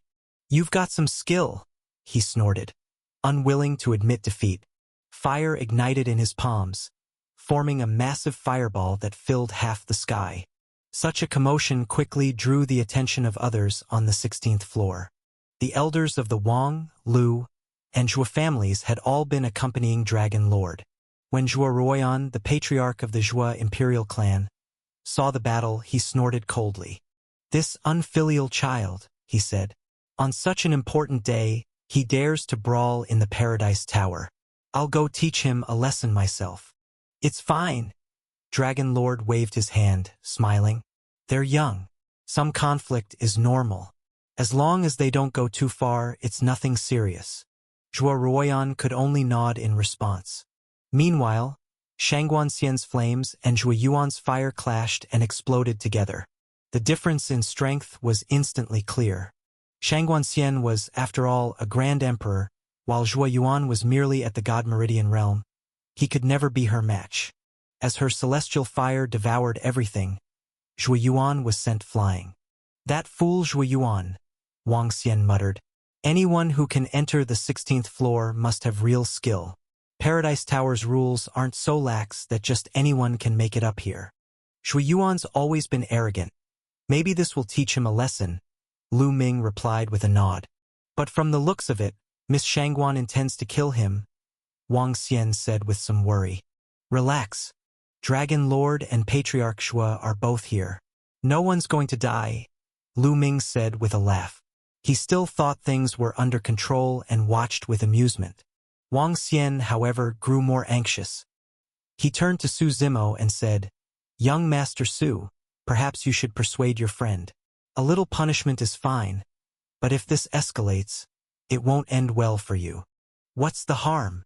Su Zimo said casually. The Zhua imperial clan holds great power in Ocean Sage City, Wang Xian explained. You and your companion don't have any local backing. No matter, Su Zimo smiled. The bigger the scene, the more interesting it gets. Seeing his attitude, Wang Xian could only shake his head and sigh. The battle between Shangguan Xian and Zhua Yuan was nearing its end. From start to finish, Shangguan Xian completely suppressed him. Her blazing immortal fire consumed the entire void. Zhua Yuan could only dodge helplessly, his body covered in burns and wounds. Finally, driven into a corner with nowhere left to run, he screamed, "Father! Save me!" With a loud boom, the descending fiery palm above him was shattered, forcing Shangguan Xian to take several steps back. She looked up slightly and saw before her a middle-aged man in a blue robe. Zhua Ruoyan, the patriarch of the Zhua imperial clan. So young and already so bloodthirsty, Zhua Ruoyan said coldly. Youthful disputes need only a lesson, not a life. His expression was sour. Before so many distinguished guests, every notable figure in Ocean Sage City, his son, the Zhua imperial clan's prodigy, had been utterly humiliated. He had originally not wanted to intervene, but since Zhua Yuan's life was at risk, he had no choice. You intend to protect him? Shangguan Xian asked indifferently. Little girl, that's enough, Zhua Ruoyan said calmly. But Shangguan Xian ignored him and reached toward Zhua Yuan again. Terrified, Zhua Yuan darted behind his father like a frightened bird. How reckless! Zhua Ruoyan growled coldly, his patience gone. He struck forward, his flaming palm colliding with Shangguan Xian's attack. Both retreated several steps. A flicker of surprise crossed Zhua Ruoyan's face. Her strength was beyond his expectations. At such a young age, Shangguan Xian was already nearly his equal. Given time, she might surpass him entirely. The thought stirred murderous intent in his heart. Since they had already become enemies, he couldn't allow her to continue growing. His flames erupted violently, the power around him booming like thunder, melting the very air. The Zhua imperial clan was known for its mastery of fist techniques, and now blazing gauntlets of fire formed around his hands. With a surge of blazing force, he lunged toward Shangguan Xian, his punches shattering the void. The shadows of his fists overlapped, humming through the air. But Shangguan Xian met his assault with fluid precision. She didn't clash head-on, instead deflecting his blows with skillful, subtle power. After more than a dozen exchanges, neither side had gained the upper hand. Zhua Ruoyan's frustration grew. Finally, he called out, "Brother Lu, Brother Wang, lend me your strength. Help me subdue this girl, and I'll see you handsomely rewarded." His words were shameless.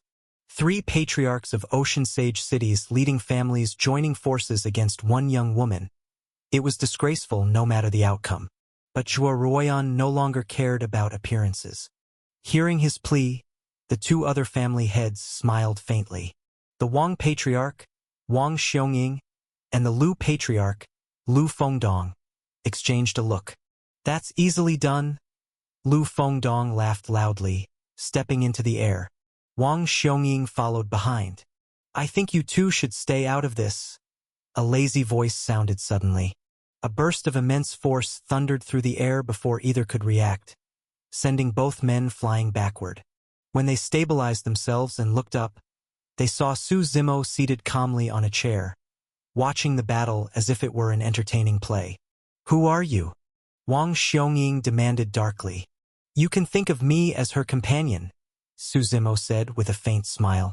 "Leave now and we'll let bygones be bygones," Lu Fengdong said, narrowing his eyes. "Don't get yourself involved in this mess." Su Zimo raised his right hand. Vast spirit energy gathered in his palm, and in an instant, his giant hand shot forward. Lu Fengdong didn't even have time to resist. He felt an overwhelming pressure crush down on him. He couldn't move an inch. Like a helpless chick, he was caught in Su Zimo's grasp. "You dare to warn me? Are you even worthy?" Su Zimo said with a laugh. Everyone around was stunned. Lu Fengdong, patriarch of the Lu imperial clan, one of the most powerful men in Ocean Sage City, was utterly powerless in Su Zimo's hand. But now, being lifted humiliatingly into the air without the slightest power to resist, Lu Fengdong was not only shocked but deeply terrified. "Boy, put me down right now," he shouted furiously. "Otherwise, my Lu imperial clan will be your mortal enemy." Being treated like that in front of everyone left him red-faced with fury, his eyes blazing. Su Zimo's voice was calm as he said, "Do you want me to visit the Lu imperial clan and wipe it out? You really think the tiny Lu imperial clan means anything to me? To be honest, even this whole Ocean Sage City isn't much in my eyes." Hearing that, Lu Fengdong's anger quickly turned to fear. Wang Xiongying, standing beside him, forced a smile and hurriedly said, "My lord, there's no need for this to turn violent. We can talk things out. This Shuoruyan is our friend too. We were only trying to help him." "If that's how it is," Su Zimo replied, "then Shangguan Xian is my friend. By your logic, shouldn't we fight too?" Wang Xiongying immediately waved his hands. "No, no, my lord, we were just joking. We won't interfere in this matter. Do as you please. On behalf of the Wang imperial clan, I withdraw from this completely." The Lu imperial clan also withdraws. Lu Fengdong quickly shouted. "Don't think I won't kill you," Su Zimo said coldly. Then he tossed Lu Fengdong aside like a rag doll and, as if nothing had happened, sat back down in his chair. Meanwhile, on the other side, Shangguan Xian and Shuoruyan were still fighting fiercely. Though their strength was roughly equal, their conditions were not. Shangguan Xian grew more powerful the longer she fought. The immortal spirit flames around her were now completely suppressing her opponent. Shuoruyan, on the other hand, was flustered and hesitant, clearly trying to end the fight quickly. But that only made him more nervous and prone to mistakes. Finally, a single error sealed his fate. Shangguan Xian's flames struck his shoulder directly, sending him flying backward. There was a thunderous crash as he slammed into a nearby stone pillar. Shuoruyan quickly stood up, frowning at his shoulder, where the immortal fire had burned a gaping hole into his flesh. The pain was searing. Just as Shangguan Xian was about to continue, the city lord finally intervened. A little scuffle was tolerable, but if they kept going, the situation could easily spiral out of control. "My friends," the city lord said with a light smile, "would you give me some face and let this matter end here?" He turned to Zhuo Yuan, his expression darkening. "You, come here and apologize to our guests." Zhuo Yuan shrank his neck, walking over nervously. His previous arrogance had completely vanished. "I'm sorry," he said quickly, slapping himself across the face as he spoke. "It was my fault, all my fault." He was clearly terrified out of his wits. "Get lost, and don't ever let me see you again," Shangguan Xian said with a look of disgust, waving him away. Zhuo Yuan nodded frantically, then hurried off with Shuoruyan. The rest of the Zhua imperial clan followed soon after, too ashamed to remain. When the commotion finally ended, the city lord turned to Su Zimo with a smile and said, "May we have a word?" Su Zimo nodded slightly. The two of them sat together at the center of the 16th floor, while everyone else took seats at the sides. "How should I address you, my lord?" the city lord asked. Given his authority and prestige in Ocean Sage City, that form of address was a remarkable show of respect. "Just call me Young Master Su," Su Zimo said with a wave of his hand. Then, "Young Master Su," the city lord continued with a smile, "where do you come from, and where are you headed?" "What's this? Does the city lord have something in mind?" Su Zimo asked. "What does young Master Su think of Ocean Sage City?" the city lord asked in return. "I've been to Chaos Fire City," Su Zimo said. "Compared to that place, yours isn't all that different, just fewer powerful cultivators. Don't you think this is a good place to settle down?" the city lord pressed. "I'm still young," Su Zimo replied with a small laugh. "Not planning to retire just yet." "Then I'll be frank," the city lord said. "I'd like you to stay in Ocean Sage City." Name your terms. Anything you want. Su Zimo chuckled. City Lord, do you use that same line on every powerful person who comes through here? To be honest, he continued, even if I wanted to stay, I doubt you'd dare to keep me. What do you mean by that, young Master Su? The City Lord asked, shaking his head slightly. Simply put, I intend to travel to the Departure Fire God realm, Su Zimo said plainly. For that, I'll need Ocean Sage City's teleportation formation and your intelligence reports. So that's your purpose, the City Lord said thoughtfully after a moment of silence. That matter is rather complicated. Once Linner's marriage contest is over, we can discuss it in detail. Seems the City Lord knows quite a bit, Su Zimo said with a faint nod. You've reached the Saint Sovereign realm, haven't you? The City Lord suddenly asked. He couldn't be sure it was more of a guess, but seeing Su Zimo defeat Lu Fengdong and Wang Xiongying with ease, he doubted any ordinary Saint Sovereign could do that. Su Zimo didn't bother to hide it. He simply nodded calmly. In that case, the City Lord said with a smile, our Ocean Sage City happens to have a Saint Sovereign as well. You two might have plenty to talk about. Violet Mist, of course, Su Zimo said with a nod. I know of him. Where is he now? The Saint Sovereign isn't interested in these events, the City Lord explained. But since Linner is his disciple, he'll probably make an appearance once the contest ends. Why is Violet Mist staying in Ocean Sage City, anyway? Su Zimo asked curiously. What benefits did you offer him? You misunderstand, young Master Su, the City Lord said, shaking his head. Violet Mist isn't residing here permanently, merely staying for a time. He will leave eventually. There was a hint of regret in his tone.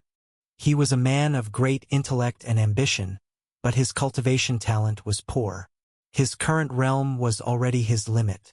As for nurturing a true powerhouse among the younger generation, that was easier said than done, almost impossible.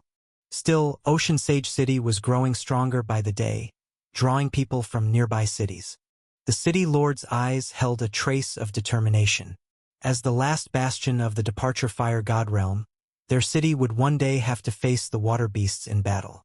He desperately hoped a Saint Sovereign would choose to remain. Violet Mist is simply waiting for someone, the City Lord said at last. Hearing that, Su Zimo immediately understood. The Saint Sovereign must be waiting for him. But since the Inferno Crucible Heaven was so vast, finding him would be like searching for a needle in the sea. Staying put in Ocean Sage City was the only reasonable choice. It was, after all, a fine place to wait. Having figured that out, Su Zimo didn't ask further. The City Lord turned his eyes to the dueling stage below and smiled. What does young Master Su think of those contestants down there? He asked. Not bad, Su Zimo said with a nod. He glanced down at the dueling stage. The competition was nearing its end. Only 3 or 4 contestants remained, and it would probably all be over in a few more minutes. I'm afraid none of them are worthy of young Master Su's attention, the City Lord said with a light laugh. In this world, Su Zimo replied bluntly, how many people do you think can truly catch my eye? I used to think that among the younger generation of Ocean Sage City, the most outstanding talents were the heirs of the Zhua, Lu, and Wang imperial clans, the City Lord said meaningfully, smiling. But ironically, none of those 3 families have made it to the final round. That only shows Ocean Sage City is full of hidden talents, Su Zimo said with a faint smile. That's a good thing, it means Ocean Sage will prosper. The problem, the City Lord said suddenly, his tone turning thoughtful, is that none of those few left are actually from Ocean Sage City. He looked at the remaining contestants on the platform, his expression difficult to read. Su Zimo paused for a moment. With hundreds of millions of people in Ocean Sage City, it's normal that some might live quietly and go unnoticed by you, City Lord. No, the City Lord said firmly. You can trust my memory. These people definitely don't belong to Ocean Sage City. My strength may not be great, but I have an excellent memory. Every person in this city is recorded in my mind. So what you mean, Su Zimo said, frowning slightly, is that something, or someone, has infiltrated the city? Exactly, the city lord said with a small smile. But it's fine, there are people who will take care of them.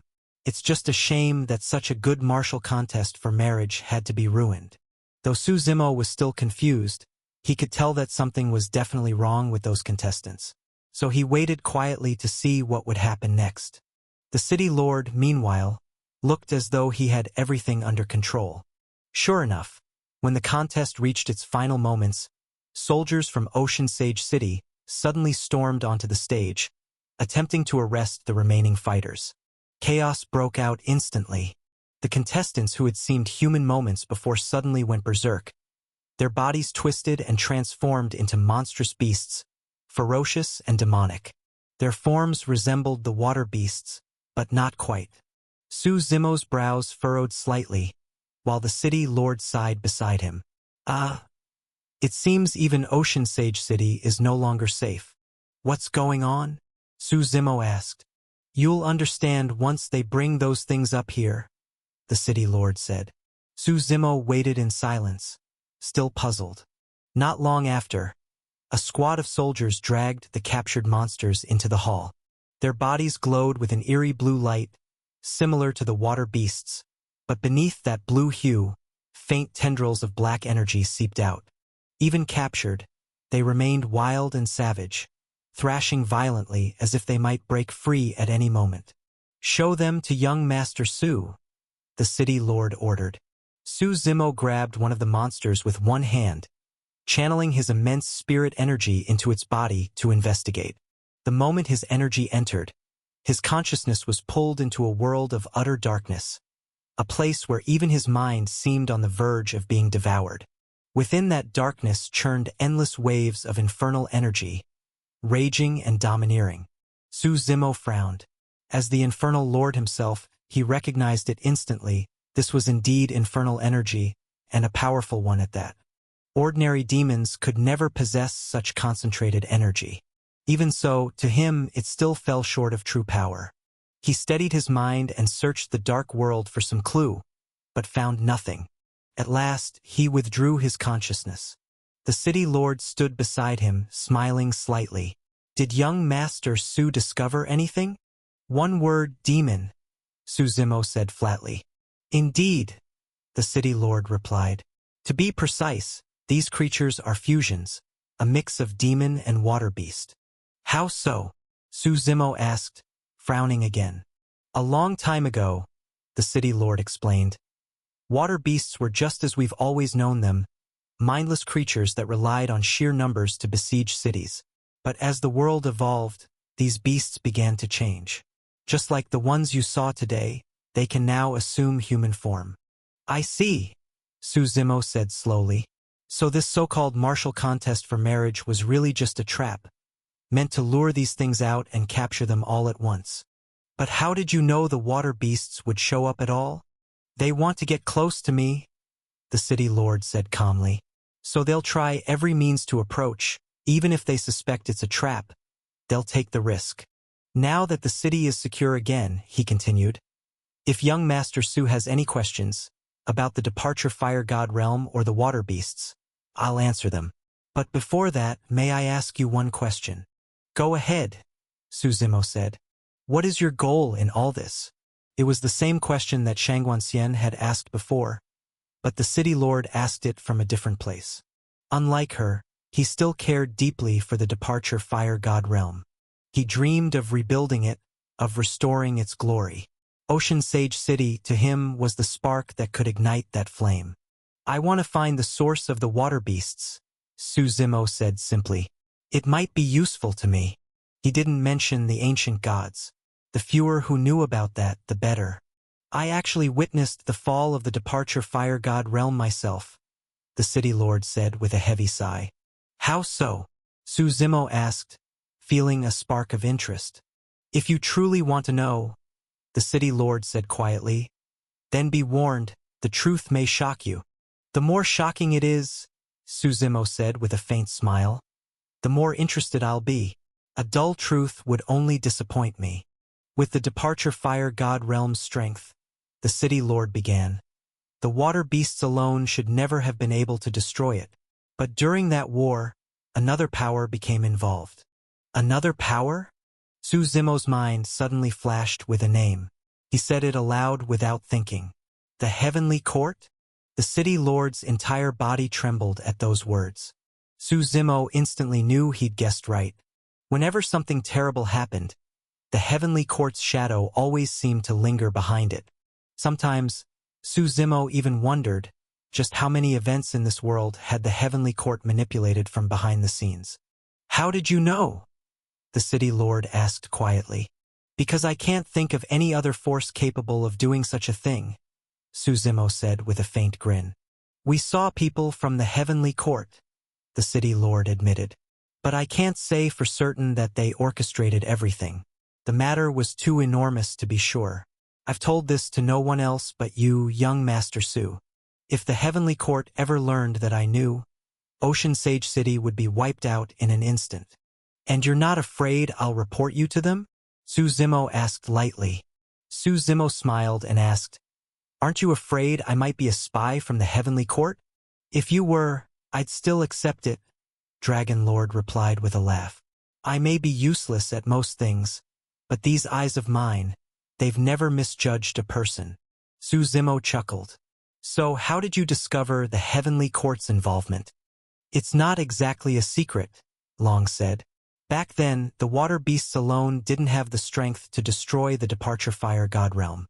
But when the beasts descended, most of our domain's top experts had already vanished, gone as if they'd evaporated overnight. When the water beasts attacked, we were completely unprepared. I didn't understand it at first either. When the beasts broke through the city walls, I hid. Maybe I was lucky, or maybe fate wasn't done with me yet. Either way, I survived. After escaping the domain, I accidentally saw people from the Heavenly Court. They were meeting with a group of blue men. That's when I realized the truth. Before the water beasts invaded, the Heavenly Court had already slaughtered most of the powerful warriors of Departure Fire God Realm." "Do you know why the Heavenly Court wanted to destroy the Departure Fire God Realm?" Su Zimo asked. Long shook his head. "That's the strange part. As far as I know, the Departure Fire God Realm never had any real conflict with the Heavenly Court. That's what puzzles me. Still, I've never dared to investigate too openly."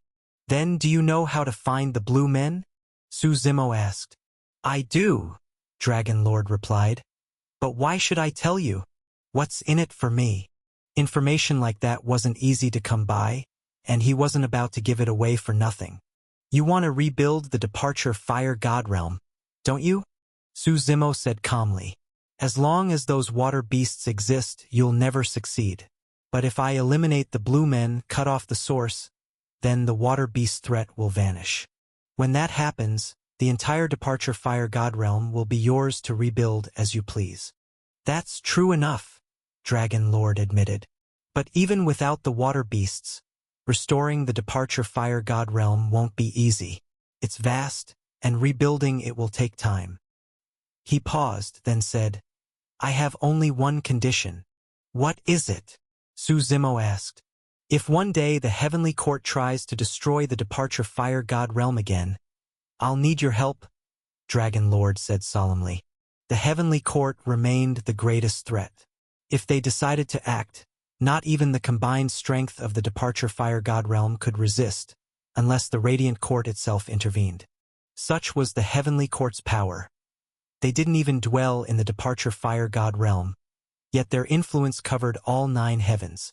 "You're confident I could stand against the Heavenly Court?" Su Zimo asked, amused. "Not confident," Dragon Lord replied. "But I'll keep building my strength. When the time comes, you won't be alone." Su Zimo smiled faintly. "I rarely make deals, but if it means making life harder for the Heavenly Court, I'll agree." "Good. Then it's settled," Dragon Lord said, nodding firmly. Su Zimo smiled. "A promise, then, as heavy as gold." "Based on my years of investigation," Dragon Lord continued, "the blue men have 2 strongholds. One is in the ancient Phoenix City to the west of the Departure Fire God Realm.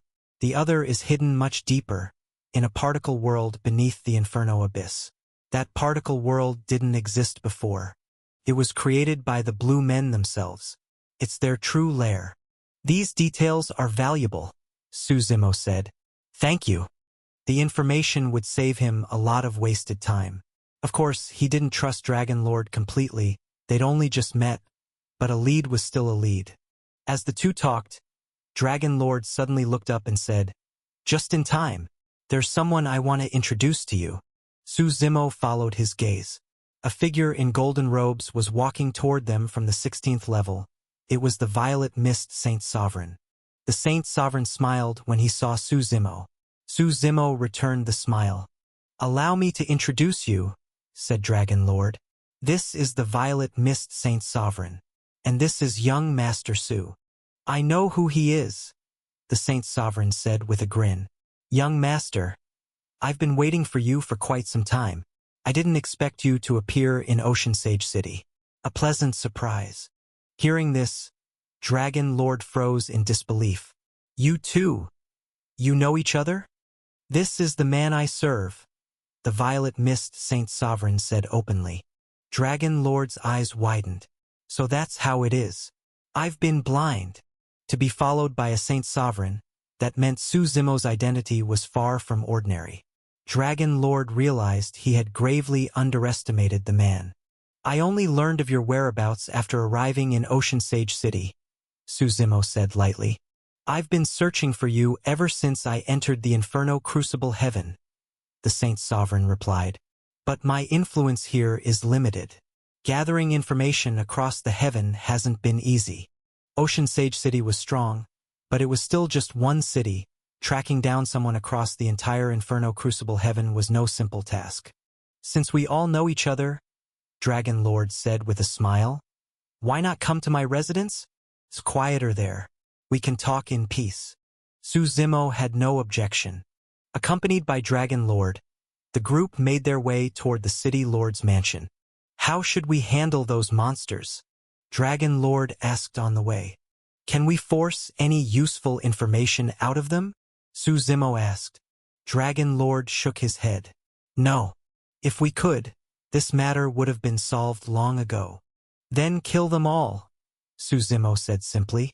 "They're of no further use." As they walked, Shangguan glanced at him with new curiosity. "The more I learn about you, the stranger you seem. Even Saint Sovereigns serve under you. Could you be some infinite Tao's hidden heir?" "My background doesn't matter," Suzimo said with a wave.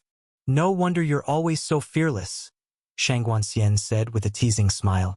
"When you heard the name Violet Mist Saint Sovereign, you already knew who he was, didn't you?" The group arrived at the City Lord's mansion. Despite his status, Dragon Lord's residence was surprisingly simple, plain and unadorned, with no sign of extravagance. Inside the main hall, Dragon Lord personally brewed fresh tea and poured it for his guests. Given the strength of Suzimo and the Violet Mist Saint Sovereign, the gesture was one of deep respect. "Tell me," Dragon Lord asked curiously, "did you two come from the God-Fiend Abyss Heaven, or descend from the Absolute God Heaven?" From their earlier conversation, he already knew they weren't natives of the Inferno Crucible Heaven. "The God-Fiend Abyss Heaven," the Violet Mist Saint Sovereign replied with a smile. "And I must thank you, City Lord, for your hospitality these past days."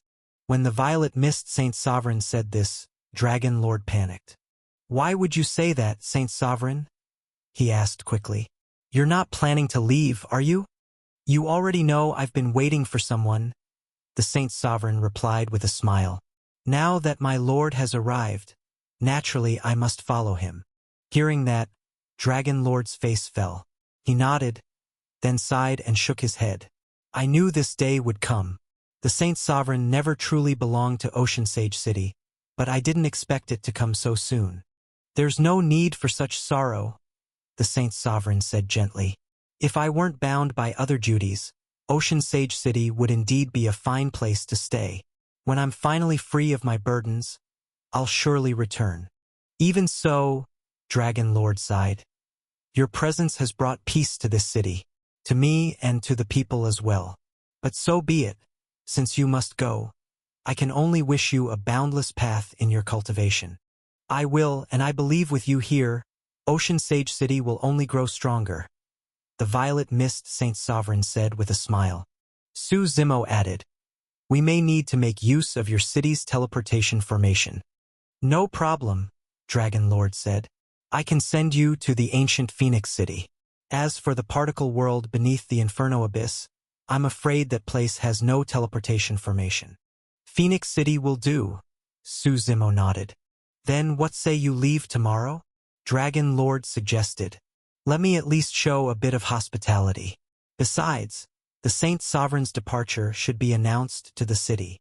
Su Zimo thought for a moment and agreed. Dragon Lord was a decent man. One more day wouldn't hurt. As they talked, a sudden commotion came from outside. Miss, you can't go in right now. The city lord is entertaining guests. Why not? I need to talk to my father now, came an angry female voice. Whatever it is, can't it wait until the guests are gone? I can't wait. Moments later, a figure strode into the courtyard. It was a young woman dressed in a martial robe, a red band tied around her head. She was tall and athletic, with a delicate oval face and sharp, spirited eyes. Her long hair was tied into a ponytail behind her head. She looked fierce and full of energy, like a proud fighting rooster. Father, she shouted angrily, why did you hold a martial arts marriage contest in my name? Now the whole city is gossiping that I attracted a bunch of monsters. I only wanted to lure those monsters out, Dragon Lord said with a sheepish smile. Then he looked at Su Zimo and explained, this is my daughter, Long Wuline. The Violet Mist Saint Sovereign, being her teacher, naturally knew her well. Master, Long Wuline greeted respectfully before turning back to her father. I don't care what your reason was. My reputation's been ruined. You'd better explain this to everyone. Linner, don't make a fuss, Dragon Lord said sternly. Can't you see we have honored guests? I'll explain it to the city myself. Faced with her father's commanding tone, Long Wuline pouted but answered with a quiet "oh." She could tell when to stop. Afterward, Dragon Lord turned back to Su Zimo. I should go make some arrangements. I'll have someone show you to your quarters, or if you'd like to wander the city, you're free to do so. No need to worry about me. Go handle your affairs, Su Zimo said, waving his hand. As Dragon Lord's figure disappeared into the distance, the Violet Mist Saint Sovereign rose. I should speak to the people myself. I've been here long enough that many look up to me. They even see me as a symbol of hope. Su Zimo nodded slightly. After the Saint Sovereign left, he stood and decided to take a stroll around the city lord's residence. The estate was simple, even austere, though quite spacious. As he walked through the courtyard, a faint fragrance reached his nose, a delicate scent of plum blossoms. Following the scent, he walked along a narrow stone path. After several minutes, he came upon a plum grove. It was the season when the blossoms were in full bloom. Ink-colored and snow-white petals covered the branches, and the fragrance filled the air for miles around. From afar, the scene looked like an ink painting, black and white interwoven with serene beauty. This was plum blossom season. In the midst of the grove stood a small tower. Ah, a friend from afar! What joy! A man's hearty laughter echoed from within. He wore a long white robe, so long it not only covered his entire body but trailed several meters behind him on the ground. He held a jug of cloudy wine in one hand, drinking freely as he painted with the other. His laughter and brushstrokes flowed together with effortless ease. Honored guest, the man called out, why not step into the plum grove and discuss the Tao with me? This city truly hides dragons among men, Su Zimo said with a smile. Who would have thought such a recluse lived here? The man's presence was extraordinary, not merely strong in cultivation, but in spirit. His aura merged completely with heaven and earth, as though he was the world, and the world was him. He had comprehended the Tao of heaven and earth, blending himself into it so deeply that every movement resonated with cosmic harmony. Why not? Su Zimo laughed lightly and stepped into the grove. As he entered, the sensation of the man's power grew clearer, vast and immeasurable, like standing before a towering mountain. The great Tao itself seemed to hum all around him. Su Zimo smiled faintly and waved his hand. Instantly, all that pressure melted away like snow meeting the spring sun, vanishing without a trace. He knew the man was testing him. Su Zimo answered in kind, releasing a might of his own, stronger, sharper, pressing forward. The man's expression shifted slightly, but only for a moment. Then, calm again, he raised his brush and swept it through the air. With just a few strokes, the oppressive aura bearing down on him was sealed away in the void. Su Zimo walked closer, step by step, until he entered the tower. The man's brush fell one last time, and a painting appeared before Su Zimo. It showed a man walking through a grove of plum blossoms, petals falling all around. When Su Zimo looked closer, he realized the man in the painting was himself. He had barely been in the grove for a minute, yet the stranger had already captured him perfectly. "Since fate brings us together," the man said with a laugh, "this painting is yours." Su Zimo studied him. "Who are you?" "Just a man with no name," the stranger said, shaking his head. "The past is gone. What's done is done. None of it matters anymore." He lifted another jug of wine and tossed one to Su Zimo. "Drink with me." Then, without waiting for a reply, he drank deeply from his own. Though the man in the plum grove was not a saint sovereign, he surpassed them all. Su Zimo estimated that many saint sovereigns could not reach such a realm, one so holy and openly united with the heavenly Tao itself. This was one who acted on behalf of heaven. Su Zimo smiled at the man, lifted the wine jug in his hand, and drank freely. The moment the liquor entered his throat, it exploded like fire, a fierce, burning heat that seemed to detonate within him. But soon the fire faded, leaving behind a subtle fragrance that lingered long after, delicate and memorable. Su Zimo sighed in appreciation. After finishing the jug, he asked, "Got any more? Did you enjoy it?" The man in the grove asked with a grin. "It's not good," Su Zimo replied, "but I still want to drink it." The man burst into laughter, a booming sound that shook the grove, sending plum blossoms swirling down like snow. "This wine," he said, "is worthless in truth. It began as pure and mild wine, bland as water. But I added a touch of ferocity. After that initial burn, the remaining fragrance becomes profound and unforgettable. It's the same wine, yet by adding that touch of heat before the calm, it becomes something special." The man's laughter quieted, his tone softening. "Wine is like life. If the road is smooth all the way, you stop caring about it.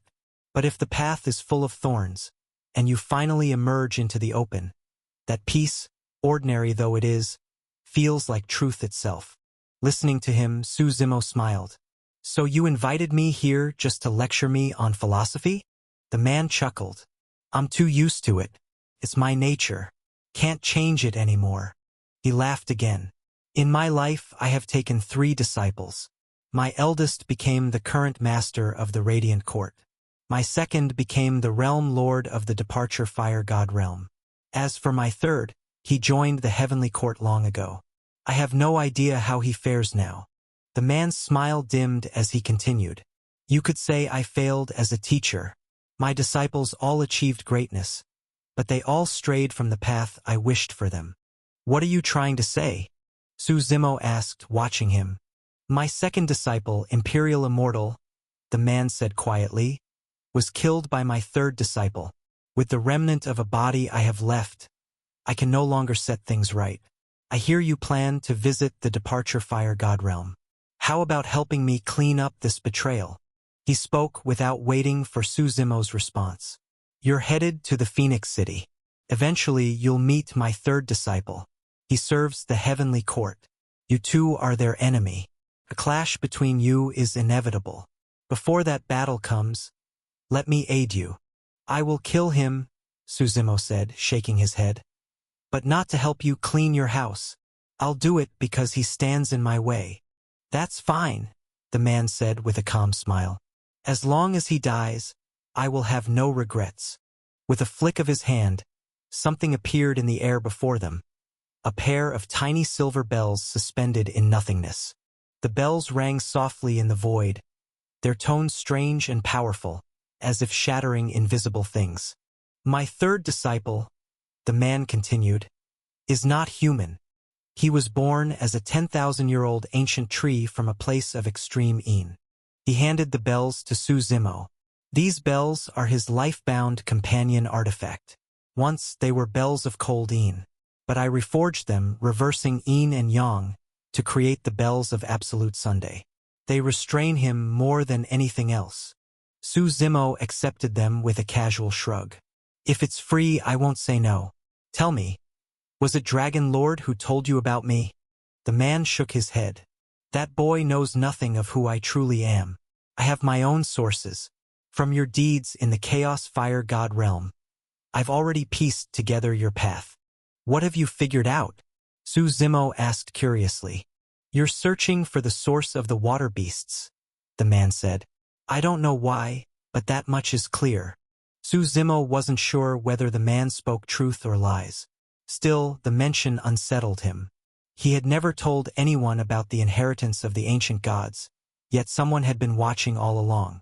So his journey hadn't been as hidden as he believed. I'll be going now, Su Zimo said, waving his hand.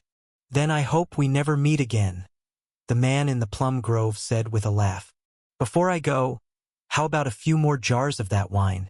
Su Zimo grinned. The man gave a helpless smile and shook his head. That's all I had left.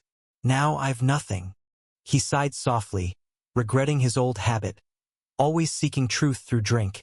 And now he had no good wine left. Watching Su Zimo's figure fade into the distance, the man shook his head slightly. Just as Su Zimo left the grove, a figure approached from the path ahead. It was none other than Long Wuling, the city lord's treasured daughter. She walked up, clearly reluctant, and said, My father told me to keep you company, to show you around our estate. Sure. Su Zimo nodded. They followed the cobblestone path side by side in silence. After a long while, Long Wuling finally spoke. Is it true my master is leaving? Su Zimo paused, then realized she meant the Violet Mist Saint Sovereign. You should ask your master that, he said with a small smile. Why ask me? Don't play dumb, Long Wuling huffed. I already know. It's because of you that my master's leaving. You don't understand. It's not because of me. It's his own decision, Su Zimo replied calmly. What do you mean, his own decision? Isn't Ocean Sage City a good place to stay? She asked. Ocean Sage City? It's fine, Su Zimo said, nodding. Hearing that, Long Wuling tried to seize the chance. Then why don't you stay here too? If you stayed, my master wouldn't have to leave. You're still young. You don't understand many things, Su Zimo said with a faint smile. We look about the same age, she retorted. Don't act like some wise old man. Su Zimo laughed. Let me put it this way, the goodness of Ocean Sage City, for me, is but an illusion, a reflection on water. It looks real but isn't. It's fragile, easy to destroy. What I seek is to make such beauty eternal. You talk too much nonsense. I can't understand you, Long Wuling said, frowning. Su Zimo didn't argue. He took it as the naive words of youth. But then his expression shifted. He closed his eyes, extending his divine sense outward. After a few moments, he opened them again and smiled faintly. Speak of the devil. What is it? Long Wuling asked, puzzled. The thing that shatters this peaceful illusion is here, Su Zimo said. Come, let's go to the city walls. I think your father's farewell banquet won't be happening after all. When Su Zimo spoke, Long Wuling still looked puzzled. But seeing him stride away quickly, she had no choice but to follow. As Su Zimo hurried out of the city lord's mansion, the rumbling sounds near the city walls grew louder and louder, like the approach of 10,000 troops shaking the heavens and the earth. The water beasts are attacking, Long Wuling exclaimed. Even she, no matter how naive, now understood what was happening. She turned anxiously to Su Zimo. I must report this to my father at once. No need, Su Zimo replied calmly. Dragon Lord must already know. Let's go watch the show. What show? This is a moment of crisis for the city, and you're still so relaxed, she snapped. I forgot. You're not one of us here in Ocean Sage City. You needn't be angry, Suzumo said, waving a hand. If you don't like it, you can stay away from me. I never asked you to follow. My father ordered it, she retorted. That doesn't work on me, Suzumo replied with a casual flick of his wrist. While they spoke, they had already reached the city walls. The people of Ocean Sage City, facing this danger, were more united than ever. Everyone was on edge, whispering anxiously among themselves. What's going on? Why are the water beasts suddenly attacking Ocean Sage City? They haven't come for a long time, have they? They can't breach the city, no need to worry. Yes, the Saint Sovereign is still here. We're safe. But didn't the city lord say the Saint Sovereign is leaving? Maybe that's why the water beasts dared to attack. Then we must beg the Violet Mist Saint Sovereign not to leave us. Hearing these words all around, Suzumo shook his head slightly. Only weak men pin their hopes on others. Dragon Lord clearly understood that better than anyone. At that moment, he stood atop the city wall in golden dragon armor, radiant and unyielding. Under the sunlight, the armor gleamed like living fire. Surrounding him were rows of soldiers, ready for battle, each gripping an iron-forged arrow, their faces fierce and resolute. When Suzumo reached the battlements, Long Wuline ran off to find her father, while Suzumo looked down over the wall. Before him stretched a vast sea of blue. The entire world seemed submerged in that endless azure. The water beast army had gathered in full force. It was an overwhelming sight, at least 1,000,000 beasts, advancing silently until now, suddenly appearing within striking distance of the city. The fact that they had come this close unnoticed was even more alarming. Fortunately, the sea surrounded Ocean Sage City on all sides. The waves roared and surged, a natural barrier. Whenever the beasts rushed forward, the seawater devoured them. Contact with water melted them completely. Even so, countless water beasts threw themselves forward, using the corpses of their fallen as stepping stones to cross. As more and more made it through, Dragon Lord raised his hand and shouted, "Loose the arrows!" At once, thousands of arrows infused with water energy shot out, streaking through the air. As they neared the water beasts, they detonated, each one exploding into sprays of destructive force. These were arrows specially designed by Dragon Lord, crafted for slaying water beasts. The tactic proved effective. Despite the enemy's vast numbers, the combination of the sea's defense and the barrage of explosive arrows held the line for the moment. Dragon Lord made his way toward Suzumo, smiling faintly. "What does young Master Su think?" "Think about what?" Suzumo asked. "The purpose of this attack," Dragon Lord said. "Probably revenge," Suzumo replied. "Those creatures you captured earlier must have drawn attention. The water beasts are testing the city's defenses. They've never really given up on Ocean Sage City." "I've known that," Dragon Lord said grimly. "But I don't understand how they approached so silently. Not a single report reached me." "That's not difficult to explain," Suzumo said. "A combination of teleportation formations and illusion barriers." "Perhaps," Dragon Lord said with a sigh. "But I always thought the water beasts lacked intelligence. That's been their weakness." He glanced down again. Millions of beasts had already died, yet the rest showed no fear. "They're becoming more organized," he murmured. "Disciplined like a true army, and utterly fearless. Tell me, who wouldn't be afraid of such a force?" "How about this?" Suzumo said with a smile. "Before leaving, why not let the Violet Mist Saint Sovereign give you a parting gift? Or rather, a farewell gift for all of Ocean Sage City?" "What do you mean?" Dragon Lord blinked, not quite following. "Have you ever seen the Violet Mist Saint Sovereign fight?" Suzumo asked. Dragon Lord shook his head slowly. Just then, a soft laugh came from nearby. "Just as the young master suggests," a calm voice said. "Before I go, I might as well stretch these old bones of mine. Light blossomed beneath the Saint Sovereign's feet, an ethereal violet glow that spread through the heavens. Step by step, he walked forward from the wall, surrounded by radiance. Everyone who looked up at him did so with awe. Such was the absolute reverence commanded by a Saint Sovereign. Saint Sovereign, Dragon Lord said cautiously. You mean? Yes. The Saint Sovereign nodded. I'll deal with these water beasts for you. That would be most welcome, Dragon Lord said, bowing slightly. Do you need our help? No need, said the Saint Sovereign. I only wish to see who's commanding them this time. With that, he rose into the sky. Violet light flooded the heavens, so bright it eclipsed the sun itself. The people of Ocean Sage City gazed upward, not at the sun, not at the sky, but at the figure blazing with boundless brilliance. The Saint Sovereign has taken action. We're saved, someone cried. Look, watch how the Saint Sovereign destroys the water beasts. This might be the only time in our lives we see him fight. The crowd swelled, pressing toward the city walls to witness the scene. Su Zimo lifted his head as well. As the Saint Sovereign ascended, the rampaging water beasts fell silent. It was as if they sensed the presence of something overwhelmingly dangerous. They looked up, wary, trembling, but defiant. The Saint Sovereign didn't even glance at them.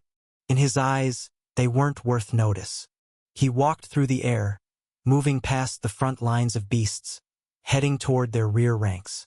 Then his voice rang through the heavens, majestic and unshakable. Who hides among you? Show yourself.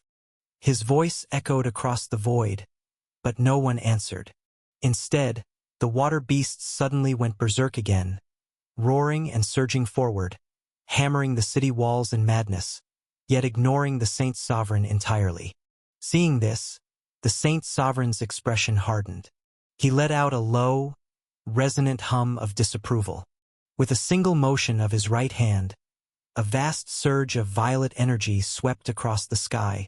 Violet mist exploded across the heavens, spreading over a vast stretch of sky and earth. Yet the water beasts, instead of being cowed, roared in defiance, as though provoked by the Saint Sovereign's power. The violet mist Saint Sovereign gave a deep, cold snort. He swung his arm downward, and with a thunderous boom, a blinding burst of violet energy erupted. The light swept across the land, and a whole swath of water beasts was instantly annihilated, reduced to nothing. But the Saint Sovereign was not satisfied. He lifted his arm again. Now he stood above the boundless sea itself, and all the waters seemed to obey his will. The ocean roared as endless waves rose up around him, the power of the tides drawn into his command. It was as if the sea would be drained dry. He was going to drown the water beasts with their own element. The sound of crashing waves filled the air, deafening and unending. When the beasts looked up, they could no longer see the sky, only a towering wall of water descending upon them, swallowing everything. Such was the might of a Saint Sovereign. When a Saint Sovereign was enraged, mountains overturned and seas rose to the heavens. The world itself trembled. As the deluge consumed the battlefield, the people of Ocean Sage City erupted into cheers. The Saint Sovereign is unstoppable. He's slaughtering the water beasts. With the violet mist Saint Sovereign here, our city has nothing to fear. Perhaps this is his way of saying farewell, someone murmured wistfully. As long as the Saint Sovereign protected them, Ocean Sage City would never fall. Joy and excitement spread like wildfire. People on the walls began to celebrate and dance. But the Saint Sovereign's expression remained solemn. There was no joy in his eyes as he gazed down below. The floodwaters drowned everything, and gradually the beast's roars faded into silence. Su Zimo glanced at the city lord. It seems, he said quietly, things are turning for the worse. Dragon Lord's face darkened. He too sensed something was wrong. His eyes fixed on the sea below, not daring to blink. After a long silence, a deep, guttural roar shattered the calm. Su Zimo narrowed his eyes and looked. From within the vast ocean, an enormous creature slowly rose. It stood several thousand meters tall, its height rivaling even the city walls of Ocean Sage City. On closer inspection, one could see it was composed entirely of countless water beasts fused together. Its entire body was covered with writhing beast heads, merging and twisting into a single abomination. It had no legs. Beneath it was a mass of thick, viscous fluid that oozed forward as it moved. This form constantly shifted, amorphous, formless, like living water itself. But what caught everyone's attention was the faint blue membrane enveloping its surface. The film shielded the creature, preventing the surrounding seawater from harming it, a deliberate adaptation against the Saint Sovereign's flood. "They've actually come up with this," Dragon Lord said bitterly. "Their rate of evolution is terrifying. Give them more time, and Ocean Sage City may truly not last much longer." "No need to worry yet," Suzimo said with a slight smile. "It's still under control for now." "Master Su," the city lord said seriously, "I know you went searching for the origin of the water beasts. I don't know your purpose, but I still hope you can help free the entire Inferno Crucible Heaven from this calamity." "Don't count on me," Suzimo replied, shaking his head. "Your Radiant Court already has true powerhouses. If they haven't stepped in, it means the situation isn't dire enough yet." The city lord could only smile bitterly. He knew exactly whom Suzimo meant. The Radiant Court was one of the 7 god realms. Though all 7 were equal in name, everyone knew that the Radiant Court reigned supreme. Because within it existed a being of true terror, primordial flame, a cultivator who had achieved the infinite Tao. A being who could walk unchallenged across all 9 heavens. How could such a figure not inspire fear? The water beasts were the scourge of the Inferno Crucible Heaven. But if even primordial flame hadn't intervened, why would Suzimo trouble himself over it? Even if the entire heaven were wiped out, what did it have to do with him? The city lord understood this and said no more.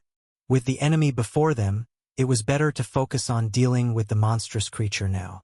The monster roared furiously, turning its countless eyes toward the violet mist Saint Sovereign. A torrent of flames burst from its gaping maw, an inferno sweeping through the air, obliterating everything in its path. The Saint Sovereign responded with another cold snort. A barrier of violet energy unfolded before him, blocking the torrent completely. But then, from the side, a new force struck, vast and violent, brimming with annihilating power, aimed straight at the Saint Sovereign. "I've been waiting for you," the Saint Sovereign said coldly. "I thought you wouldn't dare to show yourself." With one hand, he held back the fiery flood. With the other, he clenched his fist, and a blinding sun of violet light burst forth, colliding head-on with the incoming power. Boom! The world itself seemed to crack apart. Everyone on the walls instinctively covered their ears. The explosion reverberated through their skulls until their eardrums rang as if they would burst. When the rumbling finally subsided, Suzimo looked up and saw that the sky had literally collapsed. The heavens above were torn, fragments of space scattering into nothingness. The violet mist Saint Sovereign had been hurled backward, though he quickly steadied himself, a grim smile curling his lips. "So you've finally come out," he said. "Stronger than I expected." His eyes locked on the attacker, a figure cloaked entirely in black. The newcomer's identity was completely hidden beneath a robe that shrouded his form in shadow. Only a pair of cold, gleaming eyes could be seen beneath the hood. "How amusing," the black-robed man rasped. "Since when did Ocean Sage City have a Saint Sovereign? Even I hadn't heard of you." It made sense, since the Violet Mist Saint Sovereign had never revealed his power before. Few would know of his presence. "There's much you don't know," the Saint Sovereign said with a snort. "Coward, hiding behind that hood. If you have any courage, take it off." "I have my reasons," the black-robed man said evenly. "But fear isn't one of them. Even with a Saint Sovereign here, Ocean Sage City cannot escape destruction." He raised a hand, directing the monstrous abomination toward the city. The creature began to advance, its liquid body surging forward. The seawater barriers could no longer stop it. The Saint Sovereign tried to intercept, but the black-robed man blocked his path. "You stay here," the stranger said with a cruel smile. "Watch as this beautiful city is wiped from existence. If you want to fight, I'll play with you." As the monster crept closer and closer to Ocean Sage City, a faint sigh broke the tension. "So this is what your heavenly court has become," a voice said. Su Zimo stepped forward. Long Weline stared at his back, stunned, her mind struggling to process what she was seeing. Then, as a vast, oppressive aura erupted from Su Zimo's body, the entire world seemed to collapse under its weight. "What's the point? Why must you force me to act?" Su Zimo shook his head slightly. The monstrous creature roared furiously. He gave a cold snort and swung his leg forward, kicking at the monster. "Don't underestimate that kick." From afar, Su Zimo looked small and insignificant, while the monster stood like a mountain, towering and immense. But when his foot came down, the entire world seemed to tremble. The enormous creature was sent flying with a single kick. The contrast was so shocking it terrified everyone watching. "This?" Someone on the city wall stammered, speechless. "My God, he's a Saint Sovereign too. He looks even stronger than the Violet Mist Saint Sovereign. How could our humble Ocean Sage City have two Saint Sovereigns guarding it?"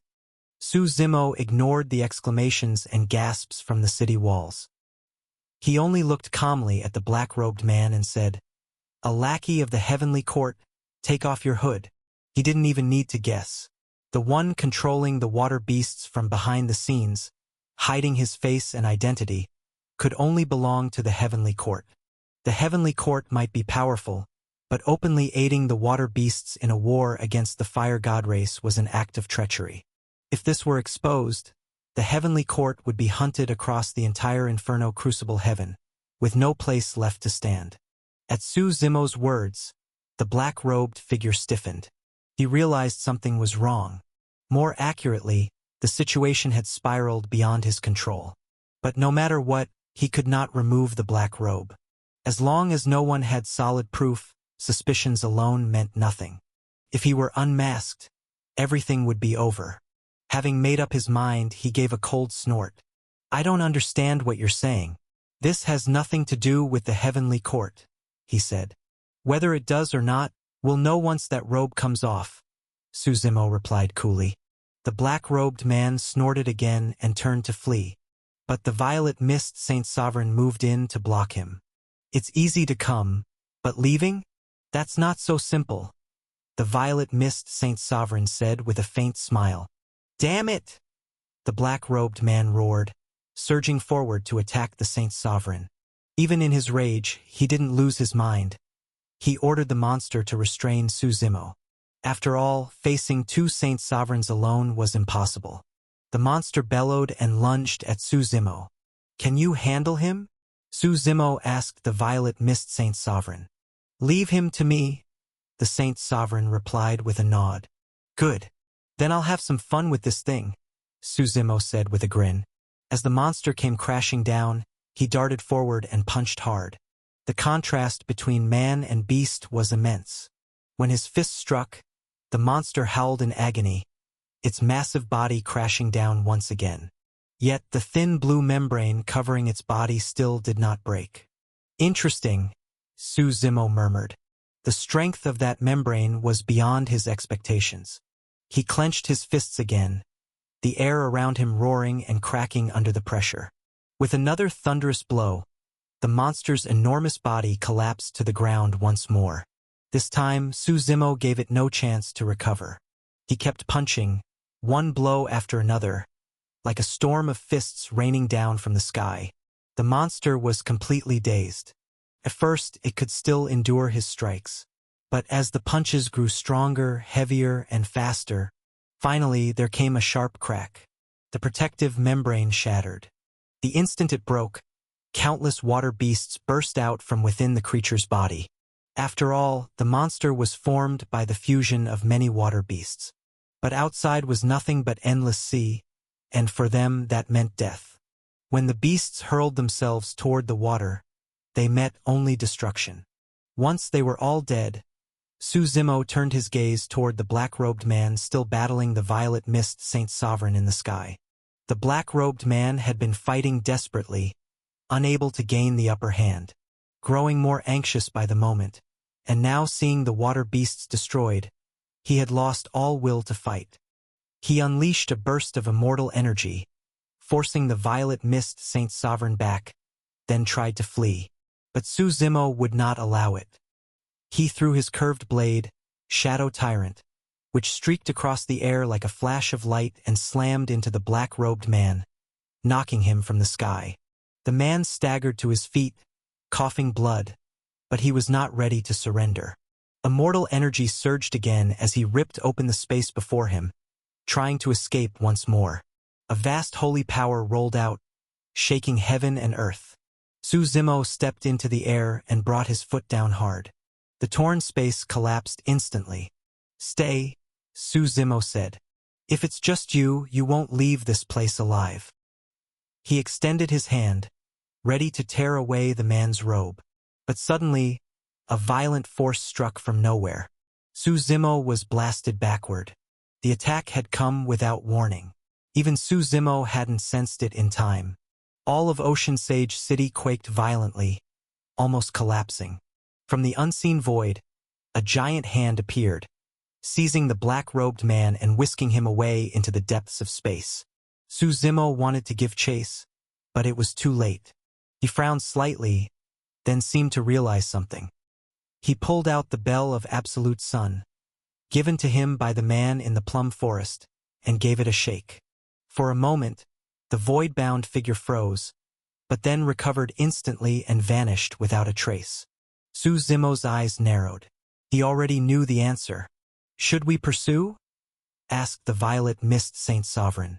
Su Zimo shook his head slightly. "They can't run far. They'll be waiting for us in ancient Phoenix City. No need to rush, what's meant to come will come." With a wave of his hand, the surrounding seas began to calm. The water beasts were nearly all dead. On the city walls, the survivors, grateful to be alive, cheered wildly. They celebrated as though greeting their saviors. But Su Zimo didn't care for that feeling. He never wanted to be a savior. He came only to bring an end. The only reason he saved Ocean Sage City was because the black-robed man had ties to the heavenly court. If it had been anyone else, he wouldn't have lifted a finger. The Dragon Lord still lived, and Ocean Sage City had plenty of strength left. It didn't need him playing the hero. Su Zimo turned to the violet mist Saint Sovereign. "Go say your farewells. I'll be waiting at the teleportation formation." "You're not coming with me?" the Saint Sovereign asked. "You helped save them too." "That was never my intention," Su Zimo replied quietly, shaking his head. With that, he left calmly. He went to the teleportation site. To reach ancient Phoenix City, he would need Ocean Sage City's formation. After waiting for a while, the violet mist Saint Sovereign arrived. The teleportation formation lit up, and the two figures stepped into its glow, vanishing together. Their journey to ancient Phoenix City had begun. Ancient Phoenix City. In the Departure Fire God realm, it was considered the most ancient city of all. It was said that this city's history stretched back even further than the Departure Fire God realm itself. Among the people there was an old saying, "First came the ancient phoenix, then came the fire." Departure Fire was born after the ancient city. The meaning was simple enough. Long ago, a phoenix descended from the heavens, carrying blazing flames that engulfed the world. The phoenix had come here to transcend its tribulation, but unfortunately, it failed. When the phoenix died, heaven and earth wept. A great fire raged for 3 whole years, a fire that no power could extinguish. Only after 3 years did the flames suddenly die out. The lands that had been burned were named the Departure Fire region. And the place where the phoenix had fallen, the birthplace of that great inferno, became ancient Phoenix City. That was the story of the city's origin. The teleportation formation in Ocean Sage City led directly to ancient Phoenix City. However, the city had long since been overrun by the water beasts. For that reason, Ocean Sage City had not used the teleportation formation in many years. No one knew what awaited on the other end. Some even suggested destroying the formation to prevent anything from ancient Phoenix City from crossing over. But after long deliberation, the Dragon Lord decided to keep it, though sealed indefinitely. Now, Su Zimo and the Violet Mist Saint Sovereign stood upon that teleportation formation. Though dormant for ages, the formation remained stable and intact. Su Zimo looked to the Violet Mist Saint Sovereign and asked, "Have you heard any news of Moonlight Fairy?" The three of them had entered the Inferno Crucible Heaven together, but after separating, there had been no contact. The Violet Mist Saint Sovereign shook his head with a weary smile. "I've inquired before, but still no trace. We'll find her in time. With her strength as a Saint Sovereign, there are few beings capable of harming her." Su Zimo nodded. That wasn't what worried him anyway. "This time in ancient Phoenix City we must be careful," he said. "That place might be the lair of the water beasts. If danger comes, don't worry about me. Protect yourself first, even if you have to flee. I have my own means of survival." He said it as a reminder. At their level, surviving their own battles was already difficult. Helping another was nearly impossible. Su Zimo himself was unafraid, but he worried that the Violet Mist Saint Sovereign might fall. The enemies this time, the alliance of the Heavenly Court and the Water Beasts, were quite formidable. After what felt like a long time, they sensed a shift in the void around them. That meant ancient Phoenix City was near. Both grew alert, focusing on the end of the teleportation path. Su Zimo chuckled. "What do you think we'll find at the end? Infinite waves of water beasts?" guessed the Violet Mist Saint Sovereign. "I don't think so," Su Zimo replied, shaking his head. "The beasts are for large-scale wars. Against people like us, they're not much use." He smiled. "Ever heard the saying, to lure the enemy into the urn?"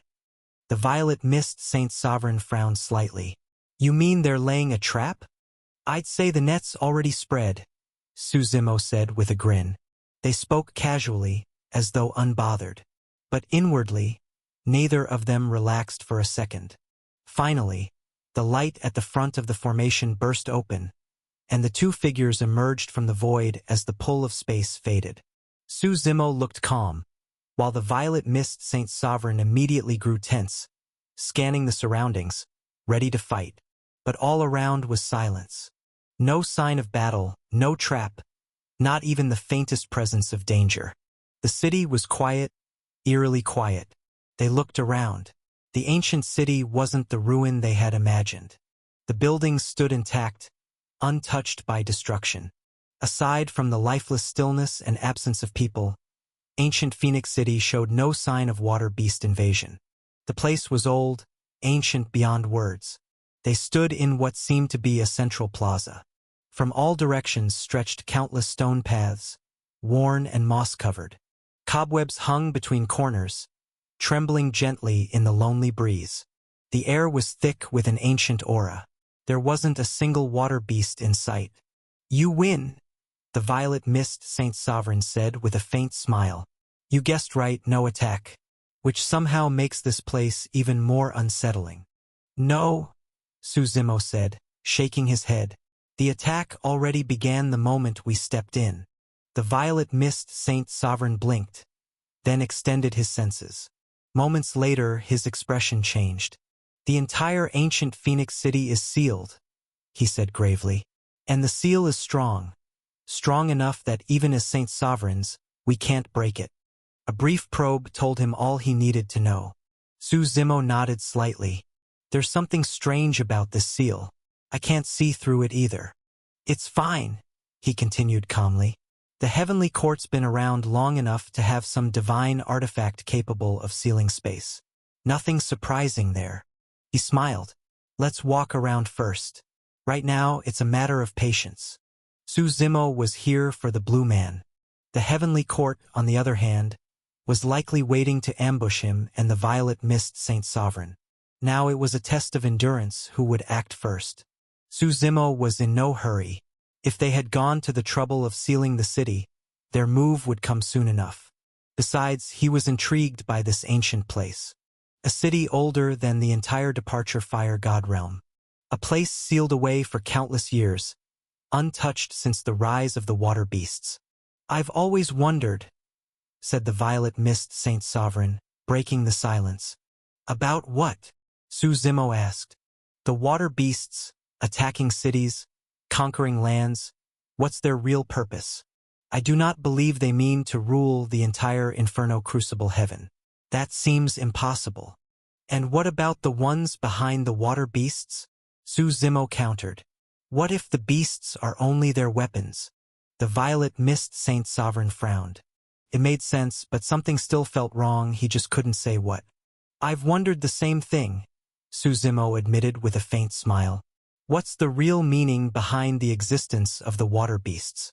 That's why I came to the Departure Fire God realm and dared to step into ancient Phoenix City, to find that secret." There was something he hadn't told anyone. Hidden within the God world was a certain blue man. That being was different from all others of its kind, and different from the water beasts as well. What role did it play among them? Was it good or evil? That was what Su Zimo wanted to know. The blue beings on the God world possessed true water attributes. But those who invaded the Departure Fire God realm merely carried flames disguised as flowing water. That was why they feared water. If they truly were born of the myriad waters, they should have reveled in it instead. The two walked through ancient Phoenix City, following the shaded, narrow paths and admiring the ancient architecture's lingering aura. After a while, the ground began to tremble. A deep boom, boom, boom echoed from beneath their feet, as though something below the earth was awakening. Su Zimo and the violet mist Saint Sovereign halted, turning toward the source of the sound. "Any guesses?" Su Zimo asked with a faint smile. "I can feel a powerful plant aura," the violet mist Saint Sovereign said. "It's an ancient tree, one born in a land of extreme Een," Su Zimo replied, smiling. He recalled what that man from the plum forest had said, assuming, of course, the man hadn't lied. Following the sound, they quickened their pace. After passing through a few dim alleys, they emerged near the front section of ancient Phoenix City. The city's design mirrored the form of a phoenix, its massive head forming the front, wings outstretched to either side, and a long tail sweeping behind. The two walked along the body of the phoenix until they stood upon its head, gazing straight ahead. There, a colossal tree rose into the heavens, so tall that its crown vanished into the clouds. It had no trunk, only countless intertwining branches, coiling and weaving together like a vast, living lattice. From those solar-led branches, the tree took form. Both Su Zimo and the violet mist Saint Sovereign lifted their gazes. Several figures stood among the upper branches. A group of more than 10, all cloaked in black robes. Among them, emanated the aura of Saint Sovereigns, while the rest were Grand Emperors. Ordinarily, in front of Saint Sovereigns, Grand Emperors were as insignificant as ants. But these Grand Emperors weren't preparing to fight. Each sat at one of the four corners, channeling their life force into a glowing square-shaped portal. That portal absorbed their vitality, radiating a powerful sealing energy. Su Zimo and the violet mist Saint Sovereign could see it instantly. This was the source of the seal that suppressed the void and bound the entire city. The portal's strength was immense, but its cost was horrific. The very lives of several Grand Emperors. The sight was chilling. Yet even that wasn't what drew the most attention. It was the four Saint Sovereigns at the front. Their auras crushed everything beneath them. One of the black-robed figures stepped forward, laughing softly. "Welcome to ancient Phoenix City. This will be your grave." The ancient tree was obtained, born in the land of extreme Een. "So it was you who killed your own senior brother," Su Zimo said calmly. "No need to hide behind that robe. You look pathetic like that. There's no one else here. Since when has the heavenly court been this timid?" "Senior brother?" The man smiled. "Since the day I joined the heavenly court, I have had no parents, no master, and no brothers. Sentiment is merely a thorn along the path to ascension. He refused my offer, dared to defy the heavenly court, so that was his fate. But you're right. There's no need to hide here." As he spoke, the black-robed man slowly removed his cloak. His true form was revealed, An old man, shriveled like a dead tree. His skin was dry and lifeless, veins clearly visible through the withered flesh. Dark patches spotted his body, like the death marks of a corpse. He was ghastly to look at, with only 2 yellowed teeth left in his mouth, his frame thin as bone. Suzumo chuckled. Your ugly face even older than your master's. Heh! What is a body worth? Just a bag of blood and bones, the old man said lightly. My master, he told you everything then it seems. Yeah, more or less, Suzumo replied evenly. He doesn't actually expect you to clean house, does he? The old man sneered. You can hardly protect yourself now. It seems you have no idea know who I am, Suzumo said. His identity as the current Infernal Lord was no secret to the Heavenly Court. They had always treated him with utmost caution, plotting constantly to eliminate him. This old man, though, had simply run into him by accident, not as part of some grand scheme. You think yourself important? Or that your background makes you untouchable? The old man laughed coldly. Enough, Suzumo said. Since you don't know, there's no need for you to learn it now. True. I don't need to know the name of a dead man, the old man replied with a dismissive wave. So where are the water beasts? Suzumo asked. Where is the myriad streams? Why are there only members of your heavenly court here? They're not involved. We came specifically to deal with you too, the old man said with a snort. The 4 Saint Sovereigns moved, each taking a direction, sealing off the 4 corners of the space to prevent any chance of escape. Do you still recognize this? Suzumo asked, taking out the Bell of Absolute Sun. At the sight of it, the old man's eyes narrowed slightly. 2C. He actually trusted you enough to give that to you, he said.